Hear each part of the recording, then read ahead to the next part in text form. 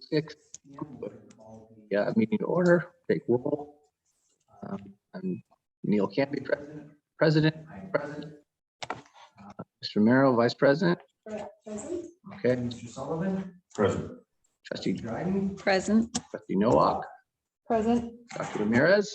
Present. Ms. Peterson. Present. Okay. And Ms. Torres. Okay. Thank you. First item is the adoption of the agenda. I'm going to motion for the adoption of the agenda.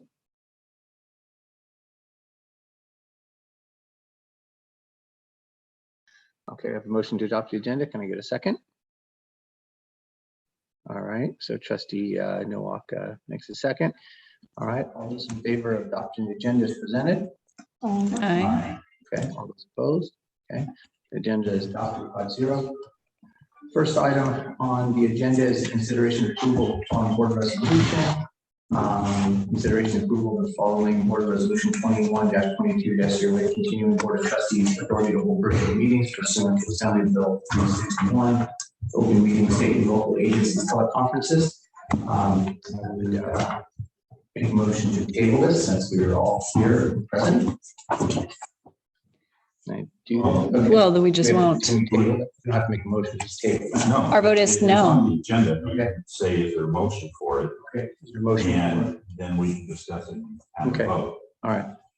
So can I get a motion for the action item as listed or as read previously?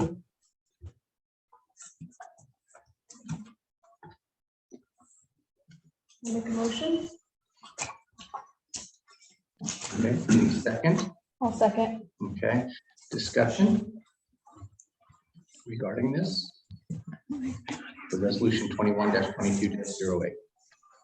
I think that since things are coming to a close, that there's not a need for this anymore. That, we're asking our students to meet in person. There's no reason why we should also meet in person. The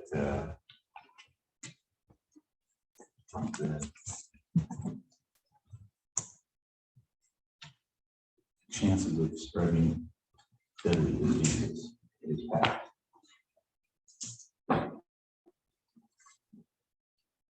Do you want to take it off, make a motion to take it off the agenda? No, we're going to vote yay or nay. I move that I would encourage my fellow board members to vote against this agenda item. There's nothing wrong with putting it back on. If things change, to put it back on next month. I think that we should reserve the right to put it back.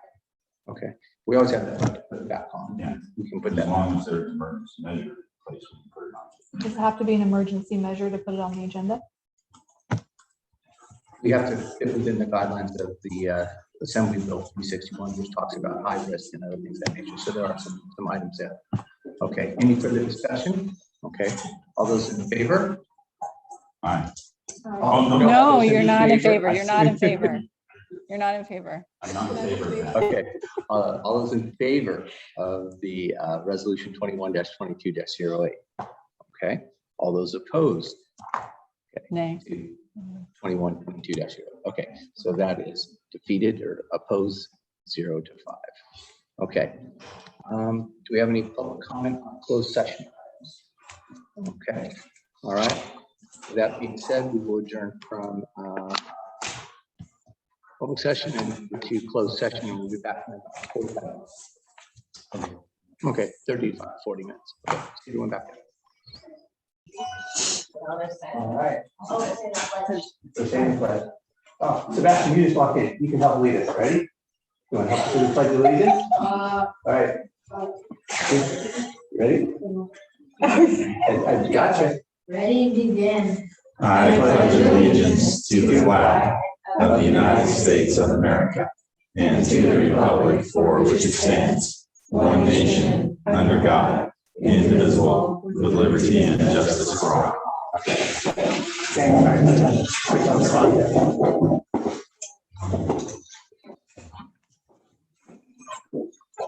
Okay, well, welcome everyone. It's great to have everybody back in person and to hold the meeting with the audience. So we're still having some computer and Zoom meetings so that people can join us.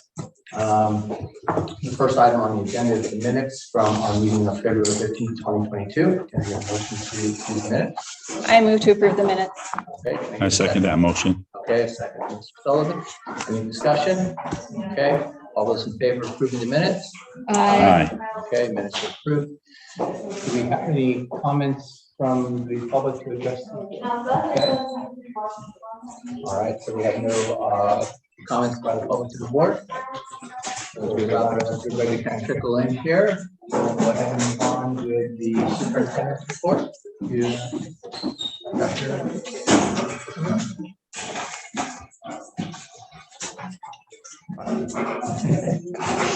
Well, good evening. Good evening, board. Good evening, members of the public. It's nice, it's a little different to have an audience, but nevertheless, welcome. Very excited, obviously, superintendent's report this evening will cover several important topics, important updates, but one that's just as important as any others, perhaps more so for the moment, is the first one, which is calling out the recognition of two very important teams here at Mesa, and that's our middle school mock trial team and our super quiz team. So if we could, so I'd like to have Ms. Kuklinski maybe come and help us with this, and Mrs. Wagner could also maybe help. So let's first talk about our academic Olympics, or our super quiz team. What you see here in front of you is a graphic. And just some moments captured for this particular group of our students. We have our team names there, but I just can't say enough about this team. They participated incredibly. They worked diligently, and so we've got some recognitions to share with them. And more so than anything else, I also want to thank Mrs. Wagner for going above and beyond as their coach. Mrs. Wagner took it upon herself in collaboration with others to provide our kids experiences and opportunities to engage with individuals from from different countries. They're listed here on the slide deck: Peru, Croatia, Spain, Hong Kong, and Thailand. So it was wonderful to see them have that full range of experience to their time, as well as really focusing, as you saw there in the title, on countries of the world. So Mrs. Wagner, thank you, and kiddos. So Ms. Wagner, if you don't mind, I'd like to have you present all our kiddos. Awesome. All right. So we'll go ahead and start. We have 3 members here. I know we have 2 more that are coming, but let's go ahead and present your certificate, and you're also going to get a medal. So when I call your name, please come on up. Miles, come on up. Miles Dryden, give us a call.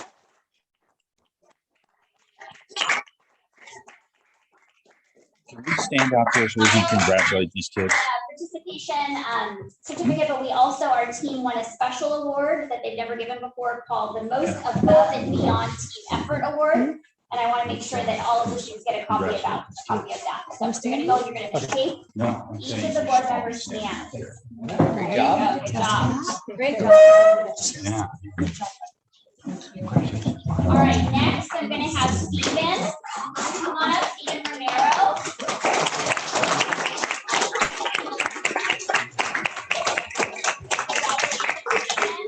Here's your certificate. You're going to go and you're going to shake everybody's hands along the way. Awesome. Next, let's go ahead and have Jonathan. Jonathan, come on up.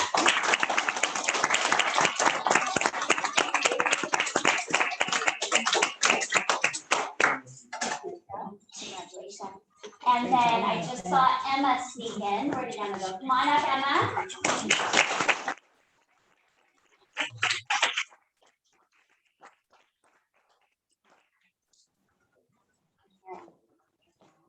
I'm super proud of our whole team. Our other team members who are not here. Oh, yeah, I did. You have to go through and shake everybody's hand. We didn't know that. There you go. Congratulations. Layla Guerrero and Brianna Lucio, they're not here yet or tonight, but we also want to honor them and their work as being part of the team.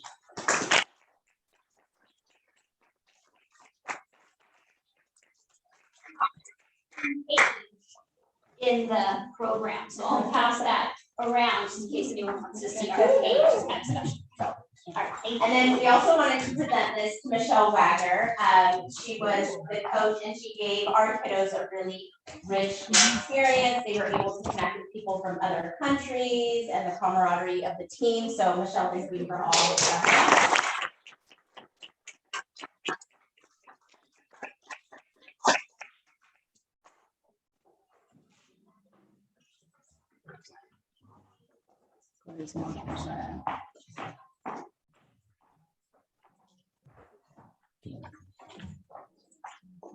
Okay, sorry, we're living in two worlds.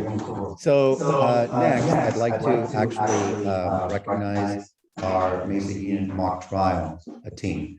I just wanted to say a couple of things. One is just how incredibly proud I am of this team as well. This is a team that this is new to Mesa, and really thankful to our coaches, and I'll speak more about them in just a moment, but really thankful to the students who put forth such a tremendous effort, who diligently practice on their own, and of course, as part of our team. Incredible work. Everybody took their efforts to really great heights, and it really showed by the time the team had to present, had to come together. It was an incredible showing. And for that, to honor this group of kids, I'd like to actually have one of our trustees, who was also one of the coaches, is Romero, maybe announce and bring the kids up for their acknowledgement from all of us.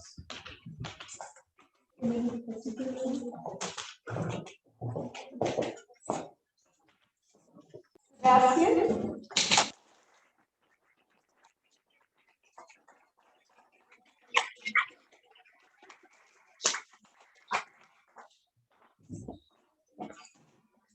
Paula here? Iggy. Good job. Good handshake, Barbara. Ava?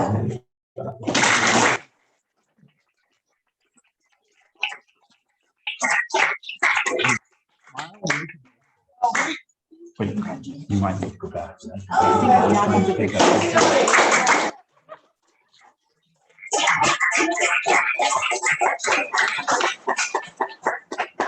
doesn't want it. Is he next here? No.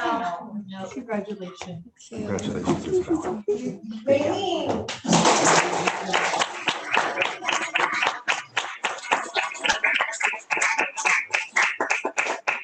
Dan?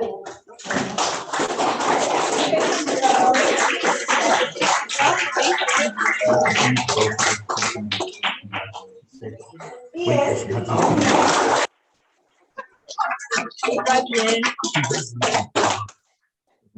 Sophia?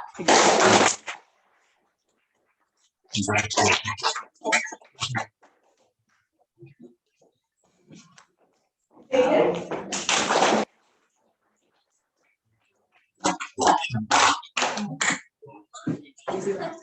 Samuel?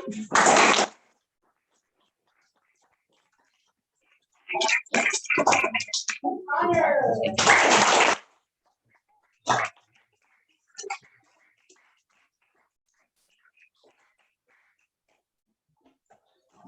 Matthew?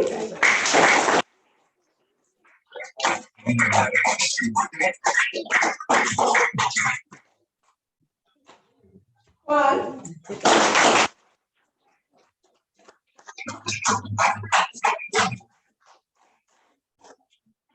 And Ethan?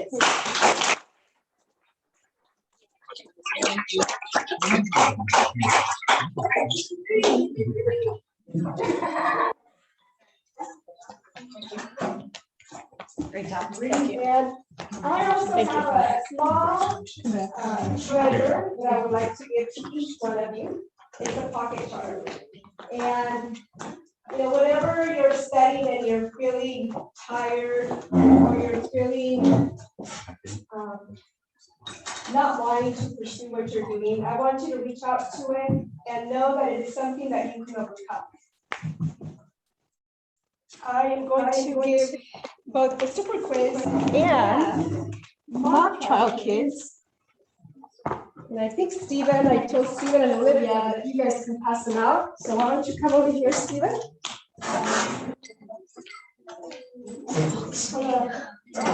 Kids. Olivia? She's stuck.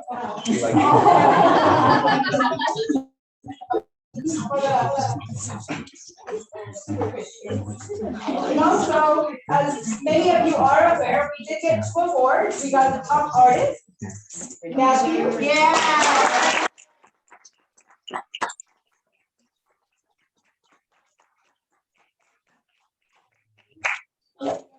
And many of you have probably already seen, but this is his, yeah, that he drew, that one, the top artist. Wow. Yeah, we got Sophia. Sophia!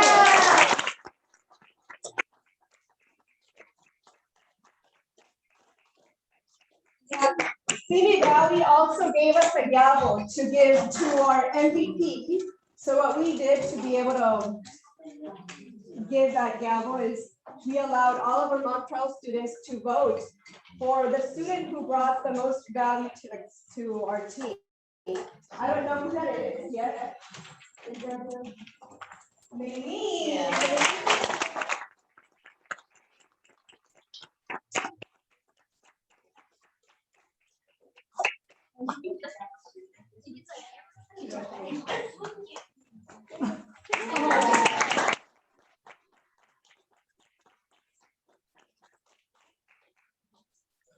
So before we conclude, I wanted to say just a couple of things. When Mrs. Romero approached me about the possibility of a mock trial, I'm very familiar with the program, very familiar with what it does. I think it's a tremendous value to students and to our community. But I also know it takes a great deal of time, and it's a great deal of time for them, not just for students and families, but also for the individuals running. And so I was a little nervous that we wouldn't find coaches, but Mrs. Romero stepped up herself and brought a few other important people to help us. So I'd like to also take a moment to honor the coaches. We'll start with Mrs. Vanarelli, Christina Vanarelli.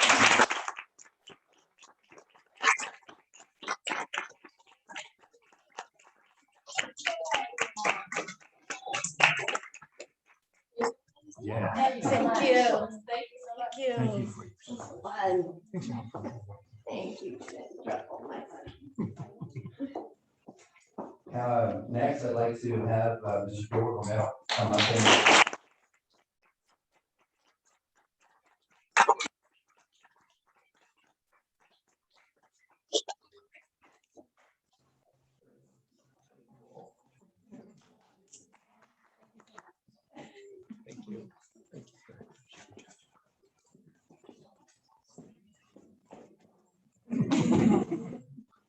and of course, our very own trustee, Mrs. Santoro.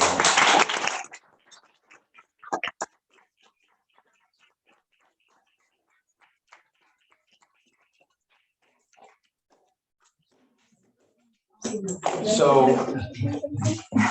beyond excited to have this opportunity. I just saw you. Glad to have you out. You're more than welcome to stay for the rest of the board meeting. Sorry, Mr. White. Before you dismiss everybody, I wanted her to get her recognition. Come on over. Layla, come on.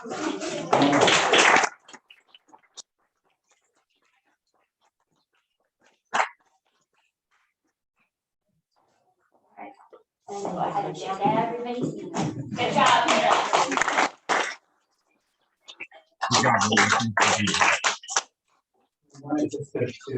Just to conclude, thank you for being here. All of you as family members, parents.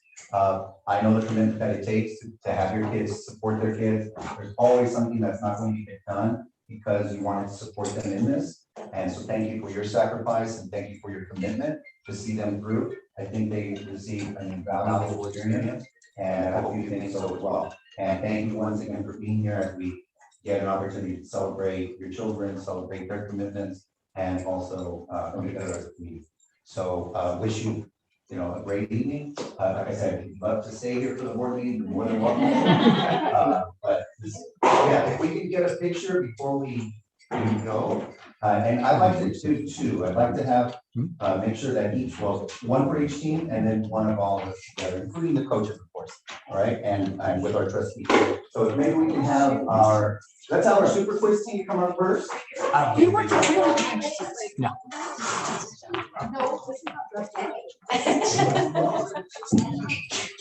Where do you want to say seat? No, you better filter it stuff behind that way. Chris can stand in front. Take a great stop while you're up.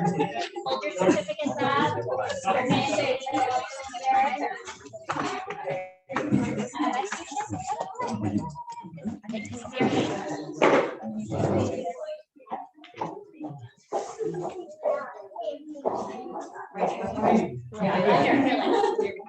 She's behind my leg. I want to try to scoot her all over. How about now? Perfect. Better? Okay. 1, 2. All right, so before you go, hold on. Let's try it this way. Let's get all of our mock trial kiddos and then we'll switch, okay? Come on over. And coaches, if you could join us. Here we go. Really, There you go. No, I just like being taller. Do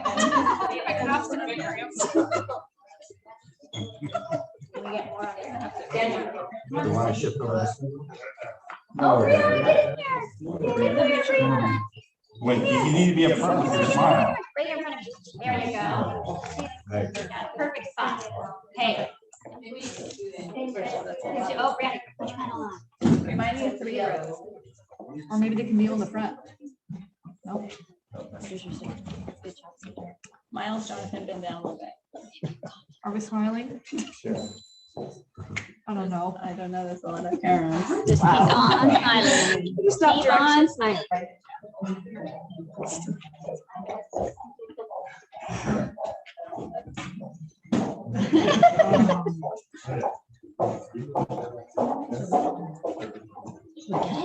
All right, and maybe just one with our mock trial team. Yeah. One more. Slide all over. Slide over. Let's balance it out.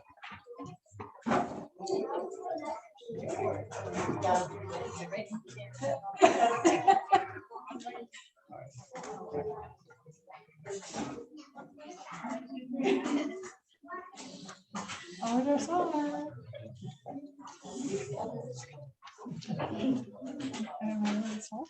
You're really that tall. short. You and your smile. 1, 2, 3. Isn't it great? All right, kiddo, thank you. Thank you.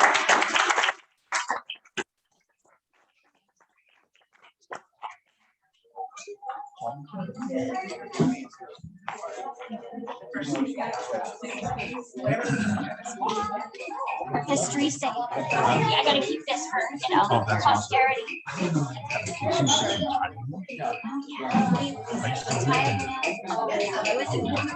First of all, it was like in the future, it was like the next day. It was like 4 in the afternoon here, and it was like 8 o'clock in the morning there. Yeah, it was a really great experience. Thanks for honoring us. Thank you so much.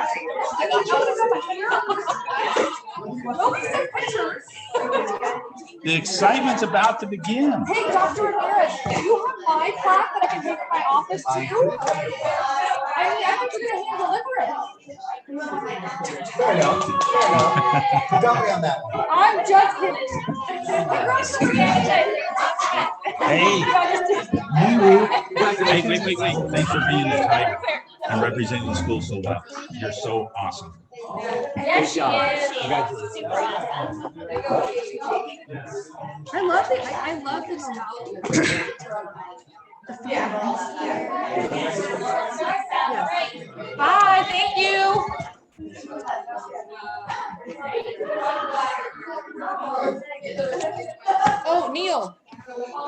me to get a picture with you and Connor? You know Claudia's gonna say. Yeah. Where is he?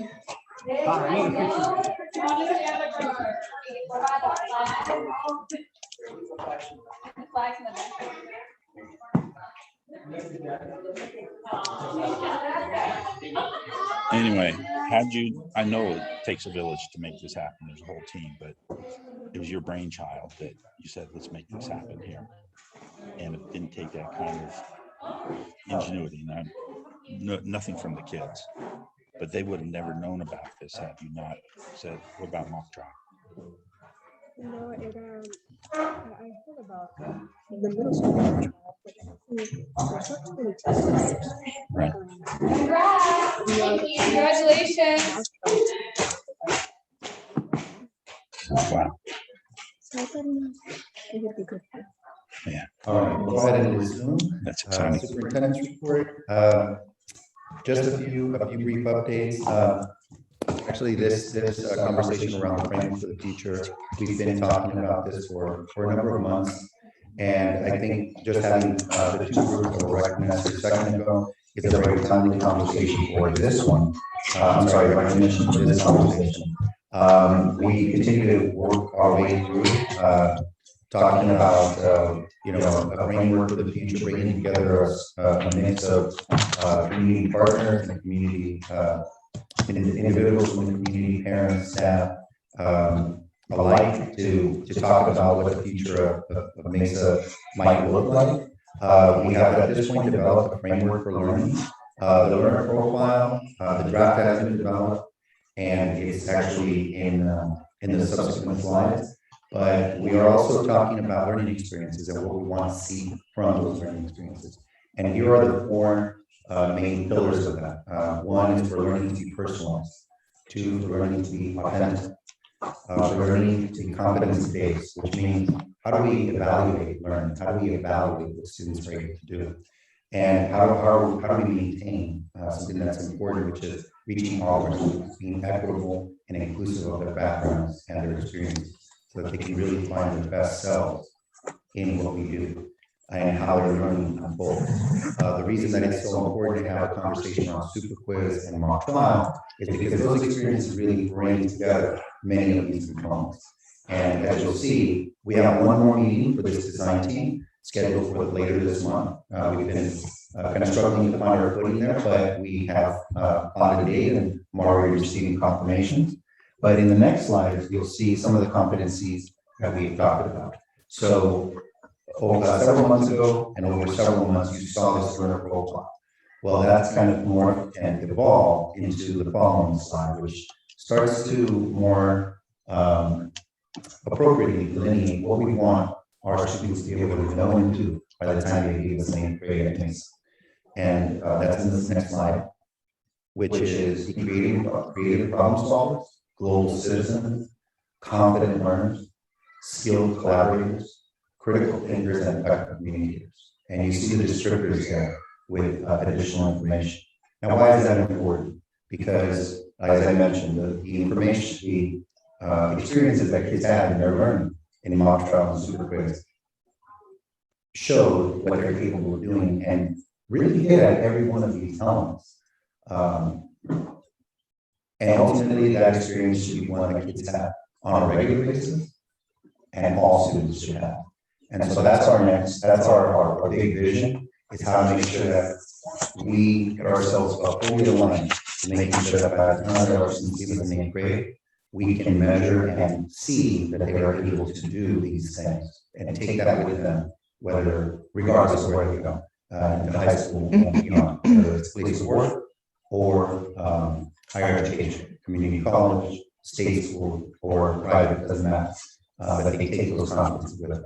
And knowing that it's not going to begin in grade, we need to build that in from the moment they come to us and develop these competencies and align what we do and teach to make sure that they're demonstrating and able to develop these talents. So I'm looking forward to bringing more for you in the next, probably by April, just to be able to bring something more well-rounded and fully fleshed out. But I'm very excited about this work coming together because it really has been a collaborative with a number of community partners. Okay, moving into the health and wellness. I don't have many updates except to say that the most important is the one that we are living out here. Mass guidance from state, from Department of Public Health and Ventura has now fully allowed masking to be optional. And that is something that we have communicated to our parents, families, and our just our community at large. And that also applies to staff. Initially, there was a conversation about whether that would or wouldn't, but that does in fact align to staff.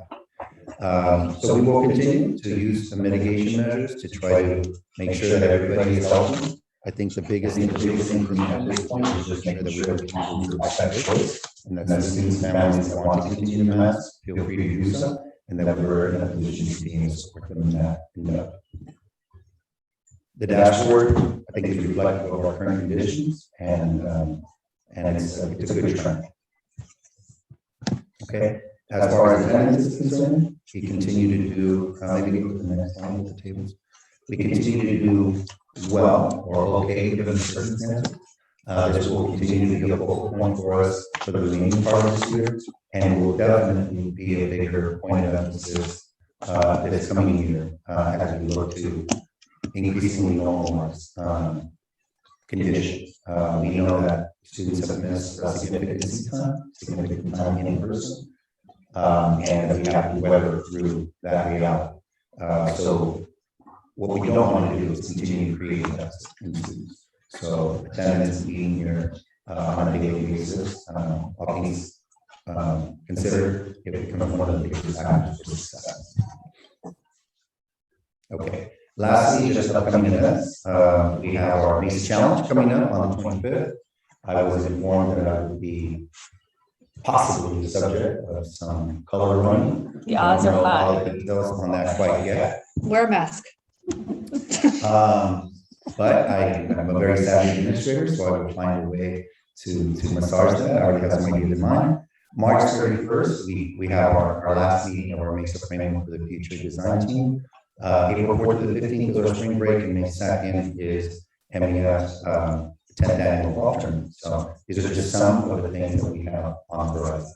So with that said, I'm going to go ahead and conclude my superintendent's report. Can I make a comment? Okay, any questions or? Comments? Can I make a comment, I guess? I can turn this thing on. I just wanted to say thank you again to Mrs. Romero for doing the mock trial, and it was so, like, it really just brings, I want to say, a lot of emotion to me, and being a child of the school for years, and then seeing where we've come and the experiences that these children were able to have across the board that they may have not had if you weren't able to give of your time. So truly, thank you. I think what Dr. Ramirez laid out in regards to how we measure success, all of those points are amazing, and it really targets it. It's tangible. It's something that we can see given these types of clubs. And I'm hoping that when we're moving forward and planning other possible curriculars or clubs or things of that nature, that we are thinking outside the box like you did and bring in a mock trial that we've never had here. So to have that and have that kind of perspective where if people have strong suits, like maybe I'm going to volunteer Mrs. Just driving over here for her engineering. I mean, just the things of that nature where parents step in and they have strong suits. I mean, you just see these kids light up with all of their accomplishments and things that they may have not even been exposed to in the normal everyday life because of where we are and what our kids are a part of in our community, which is we have a really great tight community, but I just feel like some of those influences and experiences and exposures, unfortunately, we just don't have them. So thank you.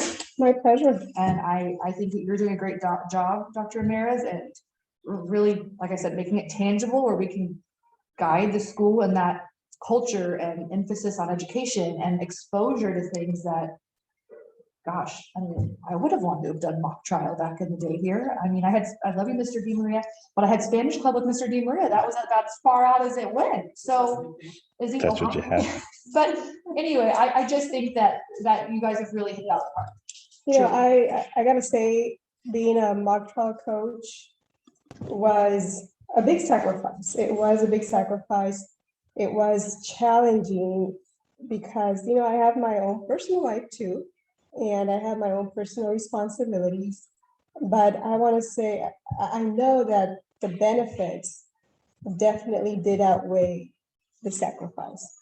So it was a pleasure to see them perform, learn, grow.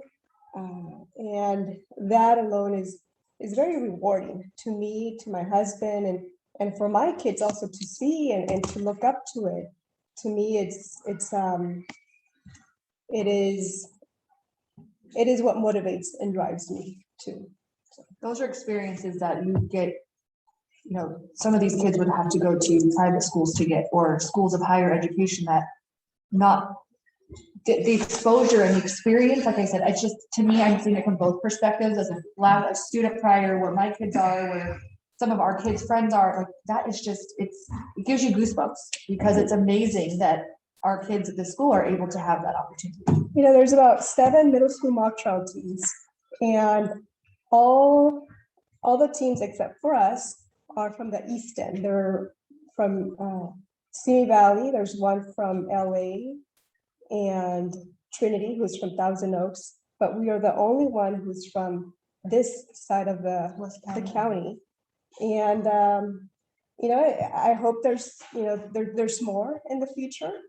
And I think that it's something that I believe makes the kids want to hopefully be better at, because it is a sport. It's a sport. It's an intellectual sport that you need to practice to be able to continue and gain the skills that you eventually would like to attain and continue with. So it's that to me is rewarding, and I enjoyed it very much. You did a good job.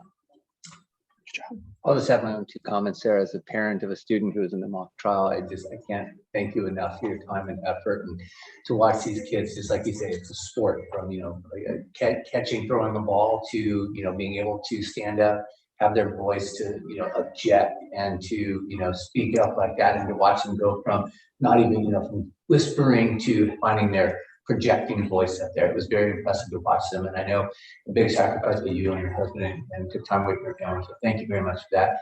I know, as you mentioned, you know, not a lot of schools here. Perhaps that might change. And I know you guys were talking about the partnerships that a lot of these middle schools have with high schools. So, you know, that collaboration, you know, whatever we can do to kind of support that collaboration going forward. And I know, you know, I know Connor is looking forward to doing it again next year. So again, thank you very much. Yeah, there is a potential collaboration with a high school team that is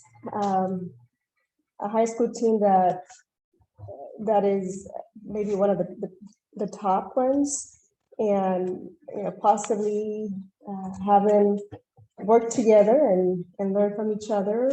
And I think that would be advantageous. It's nice too, because it's the point of the culture in the school. Having children that are really great at athletics is a wonderful thing, but having children that might not be as athletic, but can have the sport or the intellectual aspect, to me, you're hitting the ball out of the park. We're all with children. So that was great. Thank you. Well, and I guess I want to roll that into the whole learner profile as well. So I think that's just why this really is important to have these different extracurricular activities, whether it's sports or these academic programs, because this is what is going to create our effective communicators. This is what our teamwork is going to have, the critical thinkers, all of these attributes that we're hoping our children have. These are other ways to display them and otherwise to use them. And it's just like a muscle, right? You have to use it. And so they're learning these different skill sets. And I think it's a really great step in to why we think this learner profile is so important, because we're trying to put to words so that way we can put into action. And that way the community can see the things we are trying to do intentionally to help all of our little seedlings out there blossom and grow, right? So it's in the classroom, it's outside the classroom, and it's as a community. I have a few comments, but I was going to reserve mine for comments and concerns about this whole thing and to speak to that. Okay. But coming back to the superintendent's report, one of the 4 pillars that you had talked about, one of the things that I would like to get feedback on next month is what's going on with that tutoring program. where we've been paying for the observation or for the ability of our students to be able to call in and get extra help. I see great numbers from the superintendent's report that we're beginning to be on the upward swing again for attendance, which is wonderful. And this whole pandemic thing and in school, out of school mask and the hybrid system, it's been a challenge for them and trying to get them back on track so we don't lose a whole generation. I hope that it's being an effective thing, but likewise, if it's not, then I would rather than quit using those monies there and find a different solution. I'd like to be able to evaluate that. So maybe next month we could have that part of the superintendent's report. Okay, so we've got Dr. Mills, you can work on that for next month. That'd be great. All right, so moving on from the superintendent's report, we get the board member reports and communications. For correspondence, we did receive a letter from the Ventura County Office of Education regarding the Mesa Union School District's first interim report accepting our interim report. And no other comments from that, just that it was understanding and no other issues there. So for board members' reports and communications, any other board member reports or communications? Okay, and any board members' interests or concerns? I have interests and concerns. Okay, Mr. Sullivan. Well, my interests are, I had mentioned to Dr. Canby during the presentations that, I've read the minutes of our feeder high school district. And when I read those board minutes, all I ever hear about are athletic recognitions. They'll have athletic teams come in to be recognized, but never anything that's academic. And I think that this school has done we recognize our athletes, but like Ms. Romero said, is that we have these academic athletes as well, and it is a sport, and for which I'm very grateful, and I'm very much aware, having coached a Lego League team before, of the time commitment that's involved. So I appreciate that very, very much. As I've been on this board, I've seen these types of things ebb and flow, meaning that we go in one path and the interests of the parents and the students bring in a different path, and it just kind of meanders. But it's always there. That element is always there. Where we've had in the past, we were a NASA Explorer school. We had a board member here and her husband that spent countless hours in the first Lego League, and what a tremendous thing. We were heavily involved in the science fair, which develops our students' ability to think and reason and present and put things together. First Lego League wasn't just about programming robots, but they had to find something in the theme of the year to be able to present to a group or groups of people. And they've been in here and presented to us in the past. They have to present to judges. And so it develops those types of skills. We have a different cohort of parents that are in here. We have mock trials, something we've never had before, for which I am very, very grateful. What a great experience to let our students know that they could do. In the past, we've had collaboration with other schools. So hearing that we collaborated with some school in Thailand through this process was fabulous. Before, we had a sister school that was in Iceland with the previous superintendent.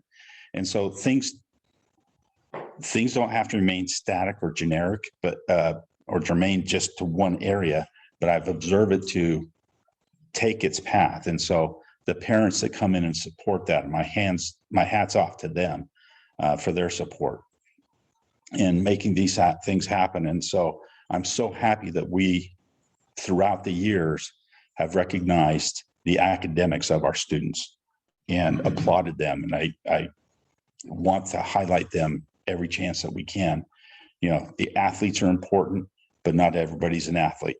And our academics are important, but not everybody's an academic.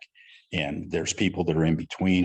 And I just say that we continue to help foster that and continually invite the students in here to be recognized, because I think it's so important for them to realize that for this group, this body, that's an important thing, that the students are at the focus of what we do here.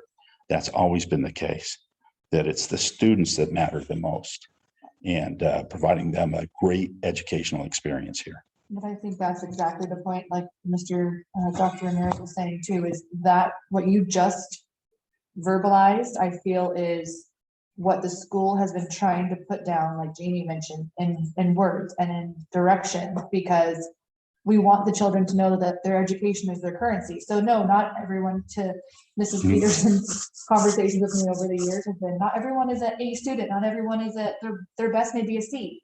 But if we're here to congratulate them and to push them and to let them be seen, whatever their best is intellectually or academically, or I'm sorry, athletically, I think we need to encompass both. Sure. And then that's going to bring the culture together and everything. I feel very happy. Everything's kind of coming together finally. Right when my term's up. I think the key is finding coaches, finding people that can volunteer. Because we have a great group of students, we have a great group of parents. They're all very supportive, they're all very dedicated. So we just need more people, more adults to be willing to sacrifice their time and their commitment to make it happen. That's really what it is. I have a question. Was it, who got the award? Was it Sophia at the very end that was? The MVP, Maylene? Not Maylene. I don't, The gavel? Sophia, not the one that, the journalist. Oh, the journalist? No, that was Sophia. Was it Sophia? Could we get her to team up with a teacher or somebody here to write an article to submit to the Star Oh, she wrote it. or to the Daily News, Well, she just, along with I these was- pictures? I was thinking about publishing in Mesa Matters. the Mesa article Matters. that She wrote, Okay. and the.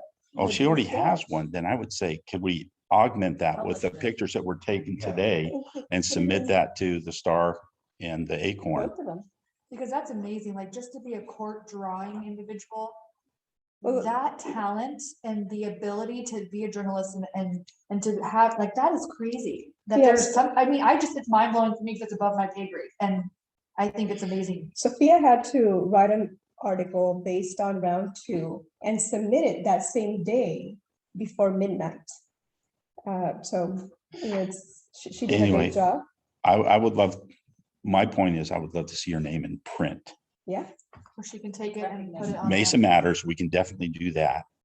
But to see if she were to submit something and have her on the byline, I think it would be wonderful. Yeah, I think everyone, we're kind of, it's a breath of fresh air as we're Yes. able to get back to some business as usual. But, the word I think is the engagement of the students, the engagement of the parents. And I think that's been a tenet that we've kind of been trying to push even through the pandemic. We need to keep people engaged. Sandra is engaged in the mock trial, and Jamie with the academic Olympics, and everybody's just been jumping in, doing all that stuff. So it's great to see that. So I think, as we move forward, as we kind of see the light at the end of the tunnel a little bit here, and keep our fingers crossed that we keep in that direction, that we kind of take on this and kind of, get the good feeling that I think we're all feeling right now. We keep going forward with the rest of the year and into the next year as we work on our, focused learning projects. So I think we've got a lot to kind of go off. This is a great kind of jumping point to keep going off of. So it's great to hear. And I do think if we gave examples to our community, to our parents, a lot of them would volunteer, but it's hard to think of the idea. Like mock trial and Sandra go hand in hand because of its of her profession and because she's coached it before, her family's coached it before for different types of schools. But I think a lot of other parents would step up, because I know some parents have coached like the CAO in the past, but they're given like, this is what the school would love to do. We need support to do it, as opposed to parents having to think of what that thing is. And I think that's just another part of bringing the learner profile in, is so that we can think of the opportunities that would be great for our students. And then we search for our community members, whether they're parents or just community leaders or people in our county that can come in and help us. But I think if we could formalize what that we think would be beneficial for the school, we'll get volunteers to fill the positions. Or target those parents. Or target those community That we members. know have those strong suits.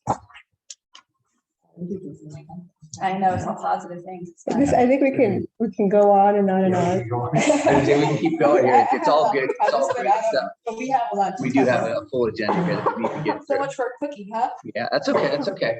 All right. I don't want to cut anybody off. Any other board member interests or concerns that we wanted to discuss in this meeting this evening? Okay.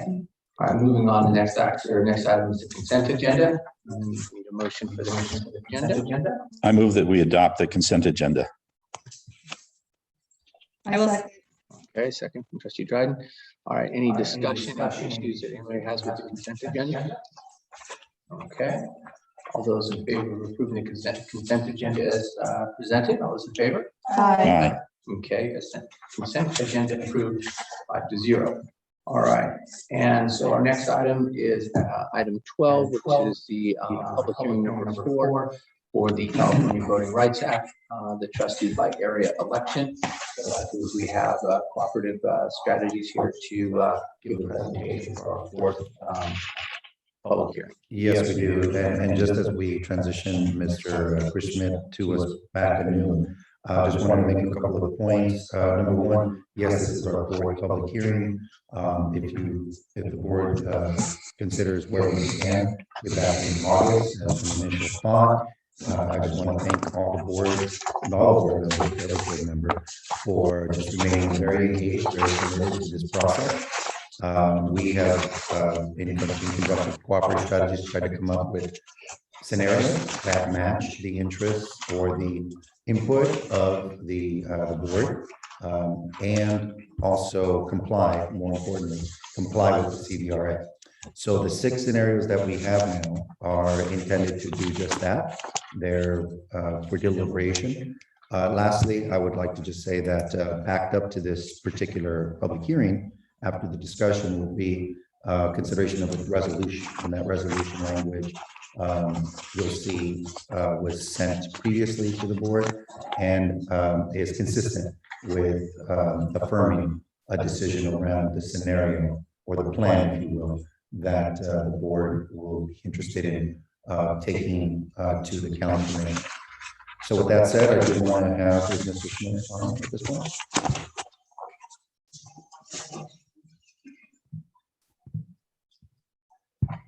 I see him there, so we're elevating him to the panelist. We're going to go ahead and have him start with his presentation, and go ahead and ask Mrs. Torres to bring up his the slide deck, the presentation, and we'll move forward. Mr. Schmidt, can you hear us? I'm here. Can you hear me all right? There he is. Okay, go ahead. All right, great.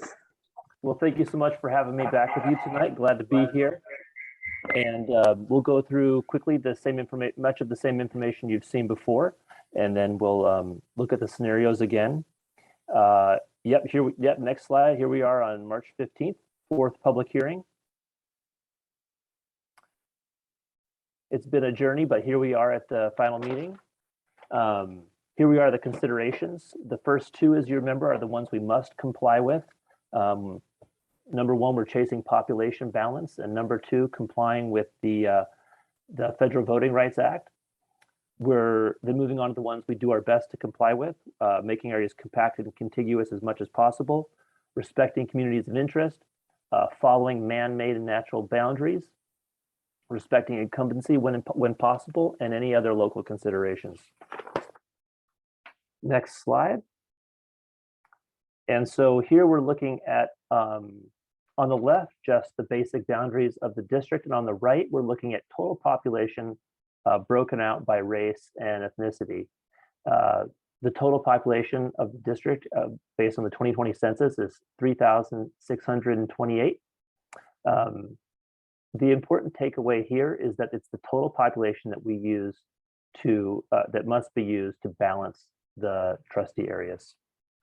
Next slide, please. Here is a graduated color map of the census blocks, showing the largest protected class, the Hispanic Latino groups, the density of that population. And this is showing, rather than total population, this is showing the the CVAP, the citizen voting age population. So these are citizens who are 18 and over. Next slide, please. So, scenarios 1, 2, and 3 were our first, the first maps you saw a few months ago. They're intended just to be a first blush, showing you examples, options, opportunities, and then typically we get feedback, and then we take the best of what we've seen and we develop other maps. After Dr. Ramirez and I spoke with the attorney, and the attorney who is in charge of the sequencing asked us to only include his recommended sequencing. So previously there were options, and while there are numerous ways to do sequencing, these are the sequencing options recommended by the attorney, which will make it simplify that process. So starting with trust area 1 in the yellow on the west side, this created a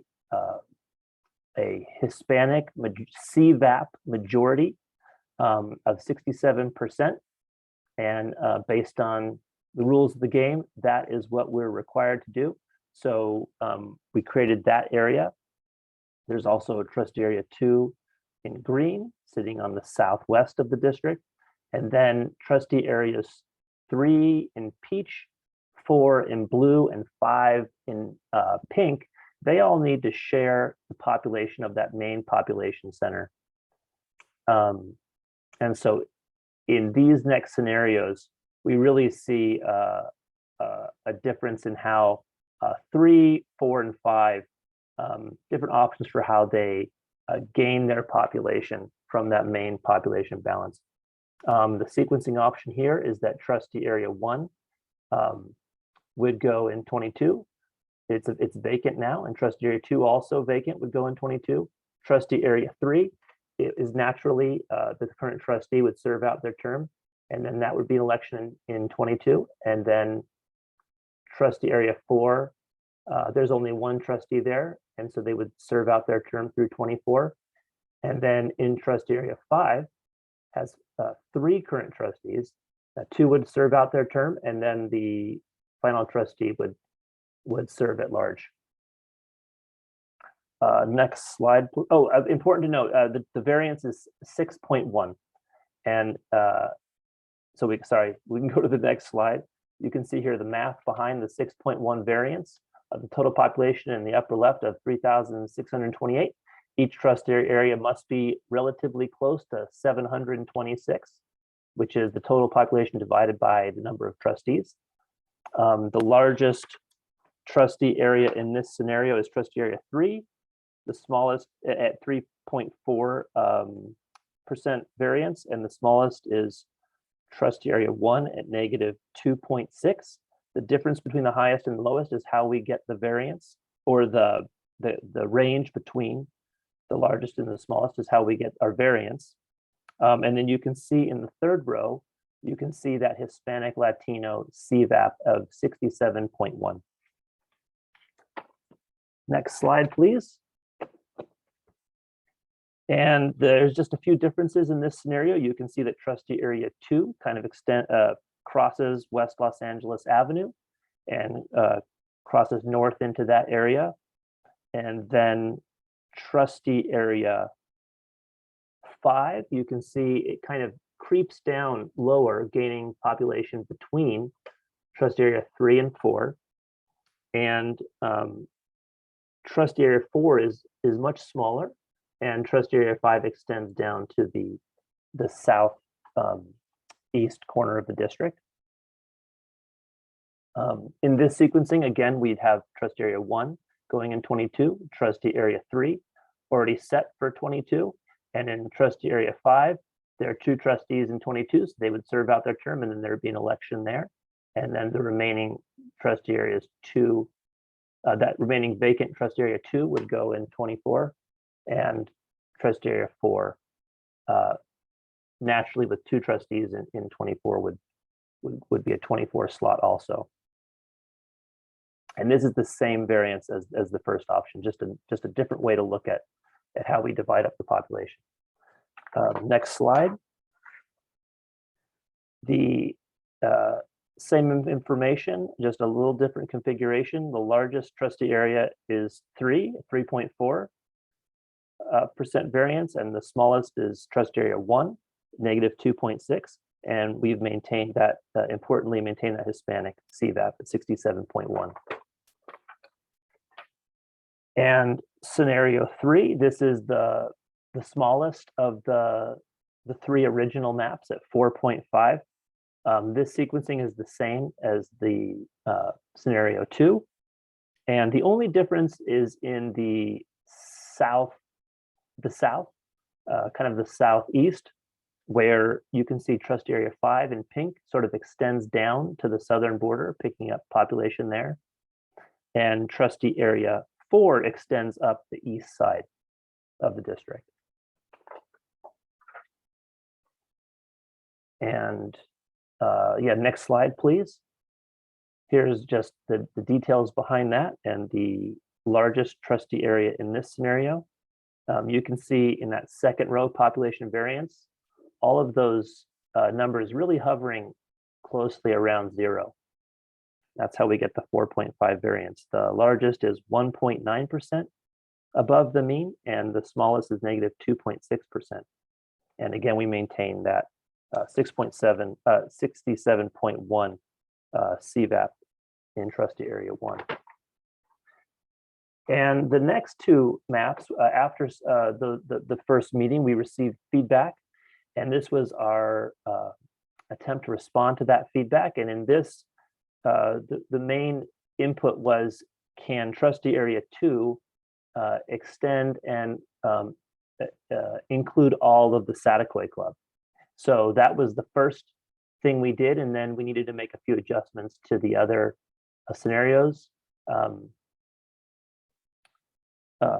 Trustee area 3 became a little more compact.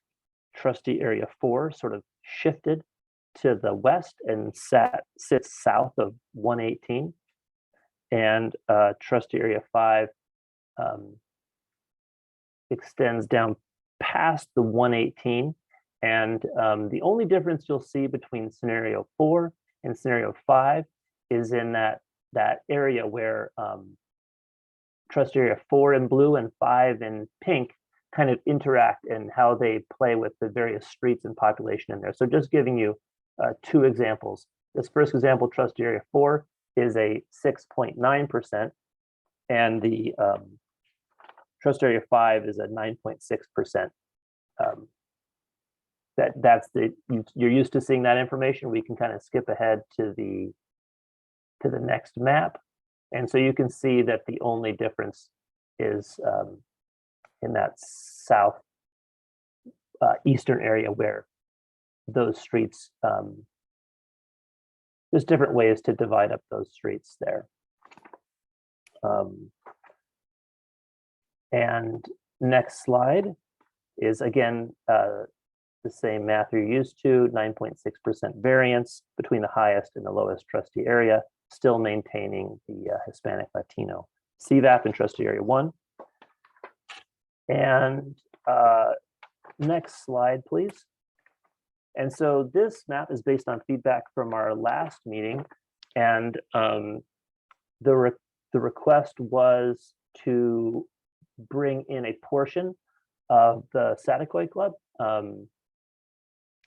The neighborhood there in the top of the neighborhood sort of forks into 2 streets, and so the request was to bring in the street sitting the street on the east, and so we couldn't bring in both the street on the west and the east because it would make trustee area 1 too large. So it came around and just took the street on the east side, the upper east side of the Saticoy Club.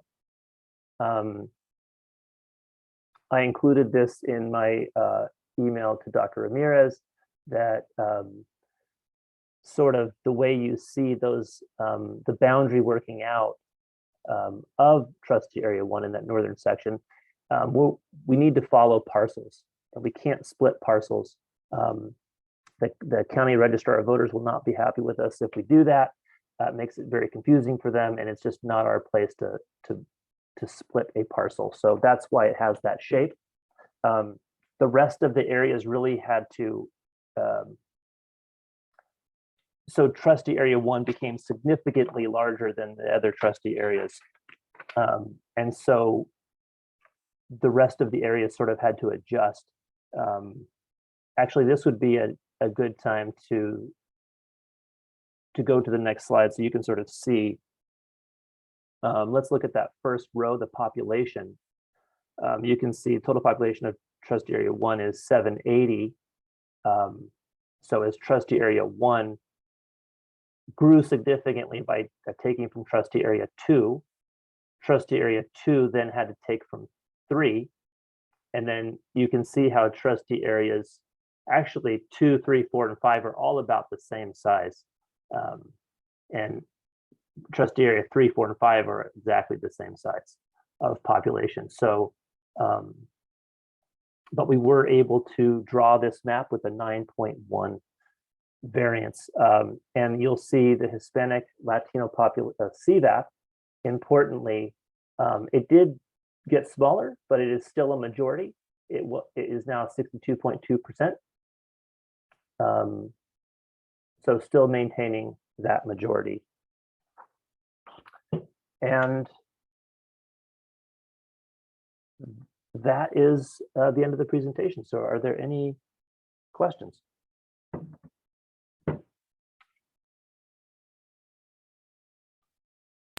Hey, Chris, when you talked about the variance, you said what's the goal? You want to have it under 10, but what did you consider kind of your home run, hitting it around 5 or 6? What was your? Yeah, an A+ is 6 or less, and but 6 to 9.9 is an A. It just needs to be under 10. Okay, thank you.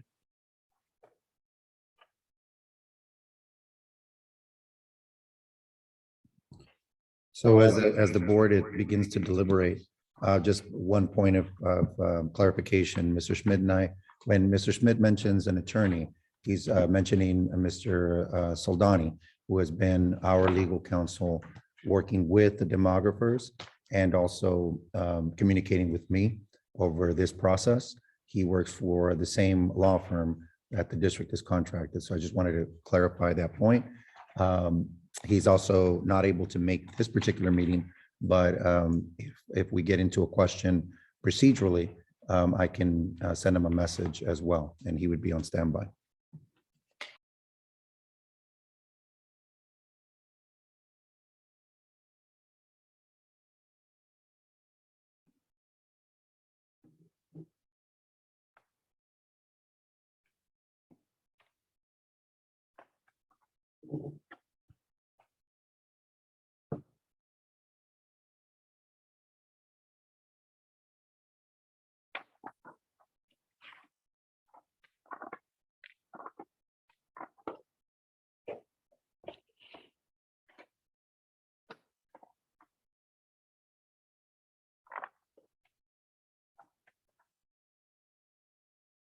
Sorry, for which scenario are you referring to?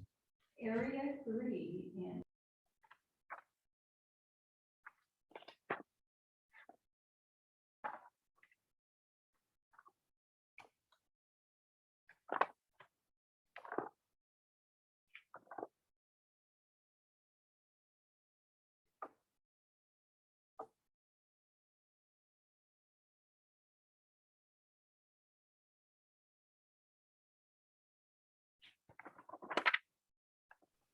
Chris, do you understand that question that they're asking for trustee that kind of slated between the area between 3 and 4? So I could not hear. Is that truly in trustee area 3, or is that in trustee area 4? I could not hear the person speaking. I'm sorry, so I didn't know you were waiting for me to answer. Dr. Canby, can you repeat that? Yeah, I'm sorry. Can you hear me okay? I can hear you, yes. Okay, so the question is on 4, 5, and 6. There's a trustee in area, it looks like it's in area 3. It's the trustee 2022 near the Sterling Hills Golf Club. And we just want a clarification if that trustee that's listed there is in area 3 or is it in area 4? 3. Okay, so clearly in area 3. Yeah. Yeah. It was drawn to give deference to that trustee, so it does capture that trustee. Okay. Aren't you all? Is that in all of them? Mr. Smith, can you hear me? Yes. Can you hear me? I can I hear don't you. think you can hear me. I can. You can hear me? Yes. Yes? Yes. Okay. My question is, if you look at scenario 4, 5, and 6, all these 3 scenarios have 2 trustees in one area. Is that correct? Yes, in trustee area 5, right? Yes, there's 2 trustees in trustee area 5. I think all of them.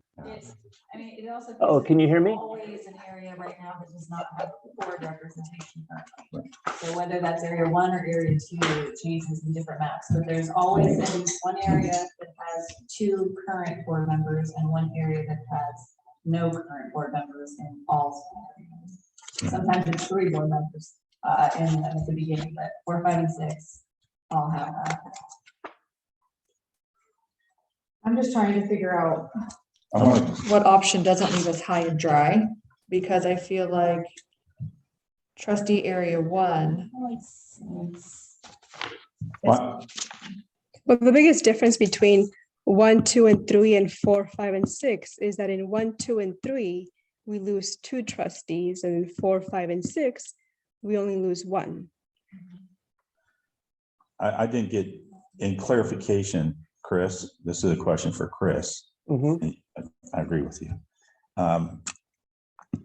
Is the trustee in 2022, is he in area 3 on 4, 5, and 6? Yes. So That trustee kind of in trustee area 3, right? In 22. I mean, kind of on the edge there.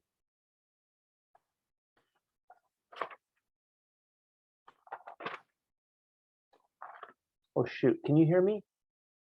Testing. Okay, I'm getting nods.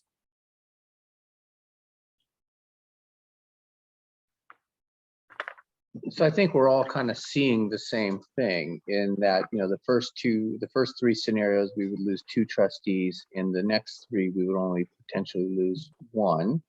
And, the difference there between the variance between 4, 5, and 6 and the change in the CVAP there. So that's kind of where we kind of have to, make it.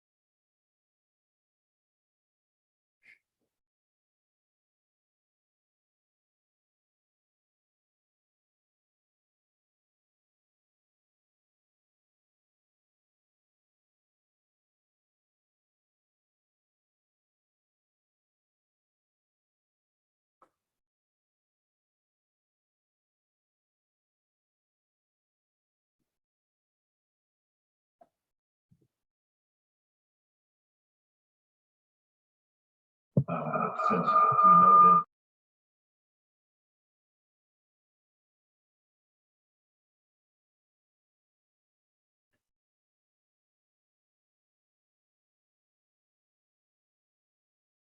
We fixed it, Chris. He's, can you hear us now? I can hear you, yes. Now I can, yeah. So, real quickly, what I was saying is that, I talked to you about the possibility of, I wanted somebody in that space, but long term, I don't know that that's the best solution. And that's where I'm going. The variance is very high. And I also know that District 2 is going to lose a significant portion of the population in 18 months. Yeah, the variance is concerning to me in Yeah. scenario 6. Yeah. So I think that we should start to kind of eliminate Yeah. what we may not choose from and kind of stick to the two Right. possibilities. This is more of the public hearing, and then we have So- an opportunity there to actually discuss which one we'd like to Okay. go forward with. That's the next one. Motion to go forward. And I share Mr. Sullivan's concern there. We wanted to make sure that we didn't leave ourselves, without a trustee in an area. And that's why the scenario 6 was put forward. And that really didn't solve the problem. It left us another area without a trustee and a potential drop in the population in the future. And I think the real purpose of this is to engage, as they say, that protected class. And I think looking at the numbers, we have about 100 students that come from that area. Right. That's, a 20%, good chunk of our kids that are in district that come from that area. And that's on us to get someone there to represent that group. So if then nothing else, that's a challenge to us to get someone in that area to be represented. So I would agree that, we've got a couple things to kind of consider there, but I think that, the area trying to go with number 6 just didn't serve the purpose we were hoping it would serve. It's worth examining, but it doesn't serve its purpose. Okay. So is this just the information Yeah, piece? this is And the we really information portion only. Does anyone have any other questions for Chris at this time?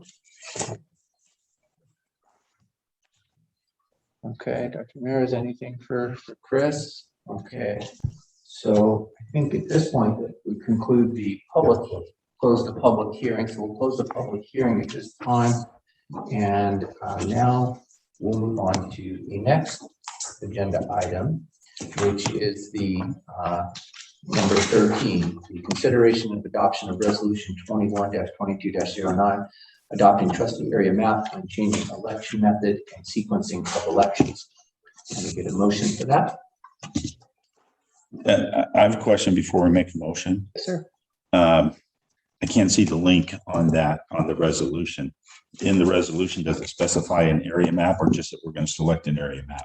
No, it does have an area that says we have to fill that in. So we would select an area map. So should it be as amended? Because the resolution is already set, but we need to amend that resolution to contain the proper area map. I guess we could add that verbiage to add amended to And the. so, Because it's a blank to be filled in, so our discussion can be, then we can amend that to the scenario and sequence, but the sequence has been taken out because of the way we did have a choice there, but now the sequence choice has been taken away from us. so if I can make the motion that we adopt resolution 21-22-09, adopting the trustee area map and change the election method and sequencing of election as presented or amended. That way we can discuss it and choose however we're going to do that. Understood. Can I get a second for that? Okay, trustee Dryden gets a second. All right, and so now discussion moving forward. So I think we've put forward a couple different options there. I guess this is open to, I'll let everybody else put their thoughts forward on what they would like to suggest as the scenario that we picked. So I'll just put it out there based on what I've heard so far, is that scenarios 1 through 3 and 6 are probably not our preferred options, and that sounds like a majority of us are thinking probably either 4 or 5. Is that a fair statement? I think so. I concur. Okay. So then it's really just discussing 4 and 5, I think.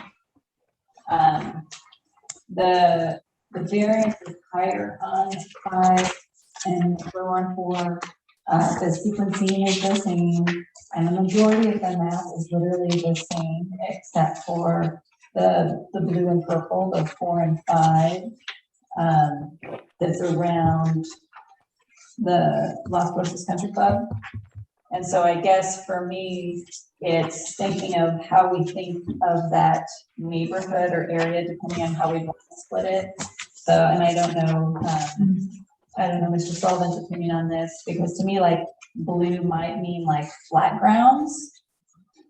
So for area 4, and the purple 5 is, you know, it's the ag in the middle, but then you've got kind of the hills on both sides. So I don't know, for me, scenario 5 makes more sense because it's like flat versus more of the elevation, as far as neighborhood kind of boundaries.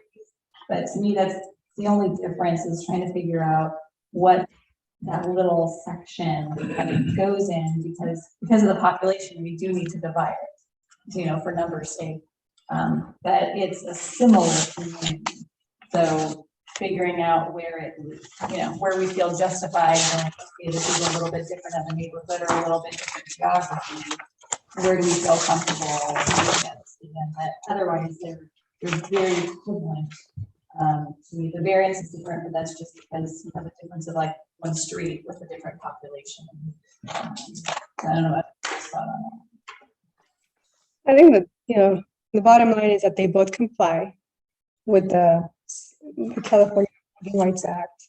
And the biggest difference between the two is that in scenario 4, we keep Dryden in area number 4, and in scenario 5, we keep Mr. Sullivan. So I don't know, I would like to listen to. Well, I mean, Well, they're both Sullivan and protected in Dryden are this both staying on. Yeah. switch different. Yeah. It's just switching. Yeah, It switches. Yeah, and the only difference there is that variance does go up, you know, from Yeah. 6.9 to It might- 9.6. Right. I concur with what Jamie has said, Ms. Ryden, that 4 or 5 is the right thing to do. Me personally, I'm probably leaning more towards scenario 4 because it has a much smaller variance. And that is a significant thing to me, is the variance piece. You know, for the longest time, it was 6 of one, half dozen of the other. But if I were to lean one way or the other, and it's very minor, I'd lean towards the scenario 4 simply because the variance is smaller. I think that, you know, our biggest challenge is going to be finding somebody to fill the seat in area 1. So. I'm with you on that one. Only because. Yeah. Scenario 4. Scenario 4 is the one I'm leaning towards. Okay, so sounds like we've had some discussion here, and the motion is put forward was to accept that with amended, and is the amendment to accept scenario. Well, maybe we could ask, Take a vote on Well, that. yeah, we can take a could vote. we get a kind of, before we vote on the motion, get a feel for, I think we're set on either 4 or 5. And are we leaning one way or the other, 4 or 5? Which one are we leaning towards? I'm tending to lean towards 4 with the lower variance. With the lower variance, right? 4. I just want to make sure with 4, it doesn't feel like we're reaching to grabbing. You know what I mean? No, I understand that. No. That's why I Like, proposed 6. Like, to me, I don't fit there. Because like when I drive home up that road, to me, that's the difference. Well, it's, So I just want to make sure that we feel like that's okay, like if we're not trying to reach out for me. well, that's why I proposed 6, because we're doing something like that there. Yeah. Yeah, But in that's 4. why I just don't want that to be thinking that out there too. Why No. don't we make it straight? Like, I mean, The numbers. We don't have that many. It changes the variance. that hill right there, just straight, like going straight here and following the road up. That's the houses, yeah. It changes the variance. It changes the variance. So that It's over gonna be bigger. Yeah, it's already 9.6. because you go in or you don't. I mean, either you have it on this one or you don't on this one. Yeah, but the priorities that I think we've been put forward are, you know, the variance and the voter right act, and then trying to follow So we'll look geographic at the boundaries, percentages. and then I get that part. competency. So, I mean, if the hierarchy of the goals there, I mean, the variance does help with the variance, and it does improve. It's not like we're reaching out and doing something that actually makes the variance worse.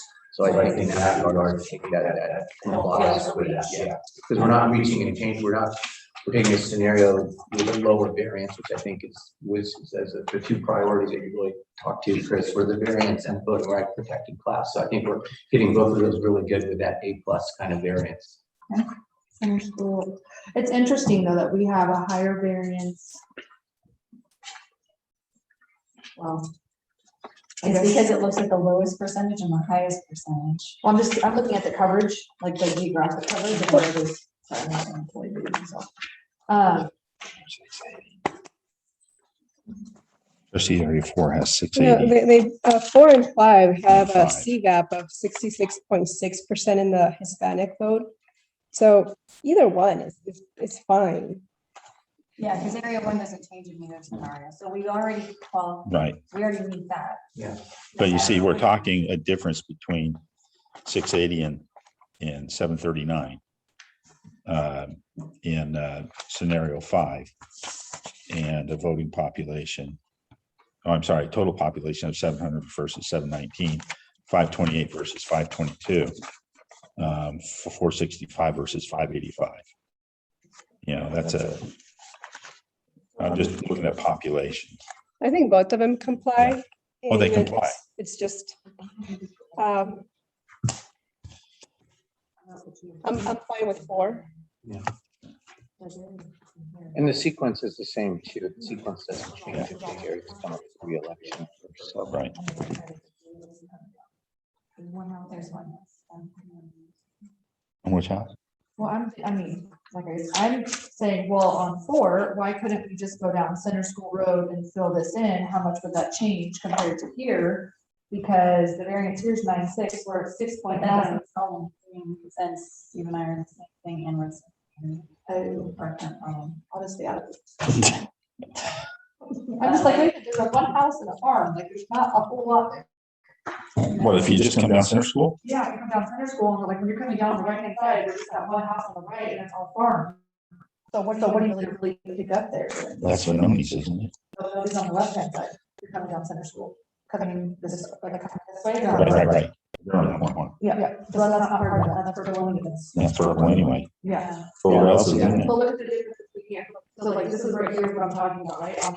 This map here, a lot of. Krista, we also do have a kind of a month-long time frame here, because we do have to get this to the group. And I know they looked at different ways to kind of play around that Center School Road area.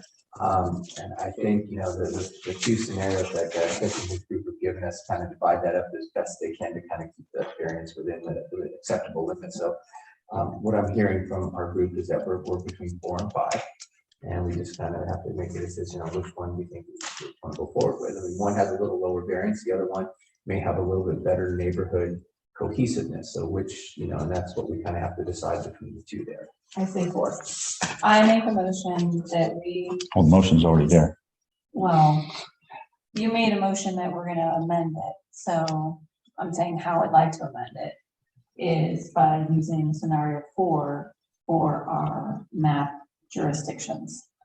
Okay, so the amendment to the motion has been made to accept. I'll second the motion. Scenario 4. We have a second from Mr. Sullivan. So the vote on the floor, the amendment is to accept the let me get this Scenario 4 right here. I'm sorry, I've lost. I got so many papers on my desk. I can't remember what it is here. Oh, yeah. So it's the resolution 21-22-09 adopting trustee guideline map and changing electing method. No, we're not doing that one yet. What? That's what we're doing right now. That's what we're doing right now. Well, no, we have, since you made a motion, we have to vote on just the amendment part. Oh, that we're okay, selecting. we're voting on the We're just amendment. selecting scenario 4, and then that's what's going to go in. Then we approve that. So we have a motion to accept scenario 4. We have a second from Mr. Sullivan. So all those in favor of accepting the amendment to accept scenario 4? Aye. Okay, so that is accepted.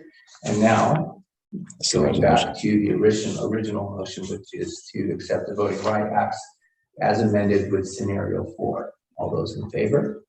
Aye. All those opposed? Okay, so 5-0. We're moving So on. we're gonna have an election year. Well, we're going to have an election here anyway. Well, that's, you gotta get one more vote. Mr. Smith, can you hear us? I can hear you. So Fred, I just want to, our trustees are moving forward our board is moving forward with scenario number 4. So we will make the changes to the resolution. I want to thank you on behalf of our board and our district and community for the hard work and diligence, not only for yourself, but for your team as well. And just very appreciative, and you and I will talk about next steps as far as the county commission. Thank you, Dr. Ramirez, and congratulations to the Board of Trustees. Long process. Well done. Congratulations. Appreciate you putting your effort in there and coming back with those different scenarios that we always ask. So thank you very much. Of course. Thank you for being so patient too. Absolutely. No problem. Because I've been pushed out, and I'm gonna take this personally. I'm just kidding. Do I really have to continue to come? Do I still continue to come? You don't have to finish your term. Finish your term. This is nothing. This is for next cycle. Just checking. It's nothing now. But that's November, because you have to file before August, right? Before August, it's in July, you pull papers. Yeah. It's in 2022, your term. It ends in 2022. Yeah, so the 1, 2, the 3 that end in 2022, if they're rerunning, they have to pull papers August. And August, have it filed by August. And that's why it has to go through the process. We need to get it approved and go through all the process to get it to the clerk, county clerk, and all the other processes that has to go through. So we needed to have this done now, because any change or anything has to happen. We have time to do that. Can we do something as a election cycle. district for, like, do mailers or something to touch base? I have to work on that, yeah. Has to be approved first. No. So how soon do we have to get somebody in District 1? They pull papers in July, Next election cycle. So someone has this to coming election cycle. Like before July. 2022. Yes, Pull papers. correct. Okay, so moving on here, we have the next action item is the consideration of adopting the second interim report for the period ending January 31st, 2022. The motion to accept the second interim report. A motion to approve. I second. Okay, second, Mr. Trustee Sullivan. So Tammy, get there, please. Yes. Do you want to share your screen and?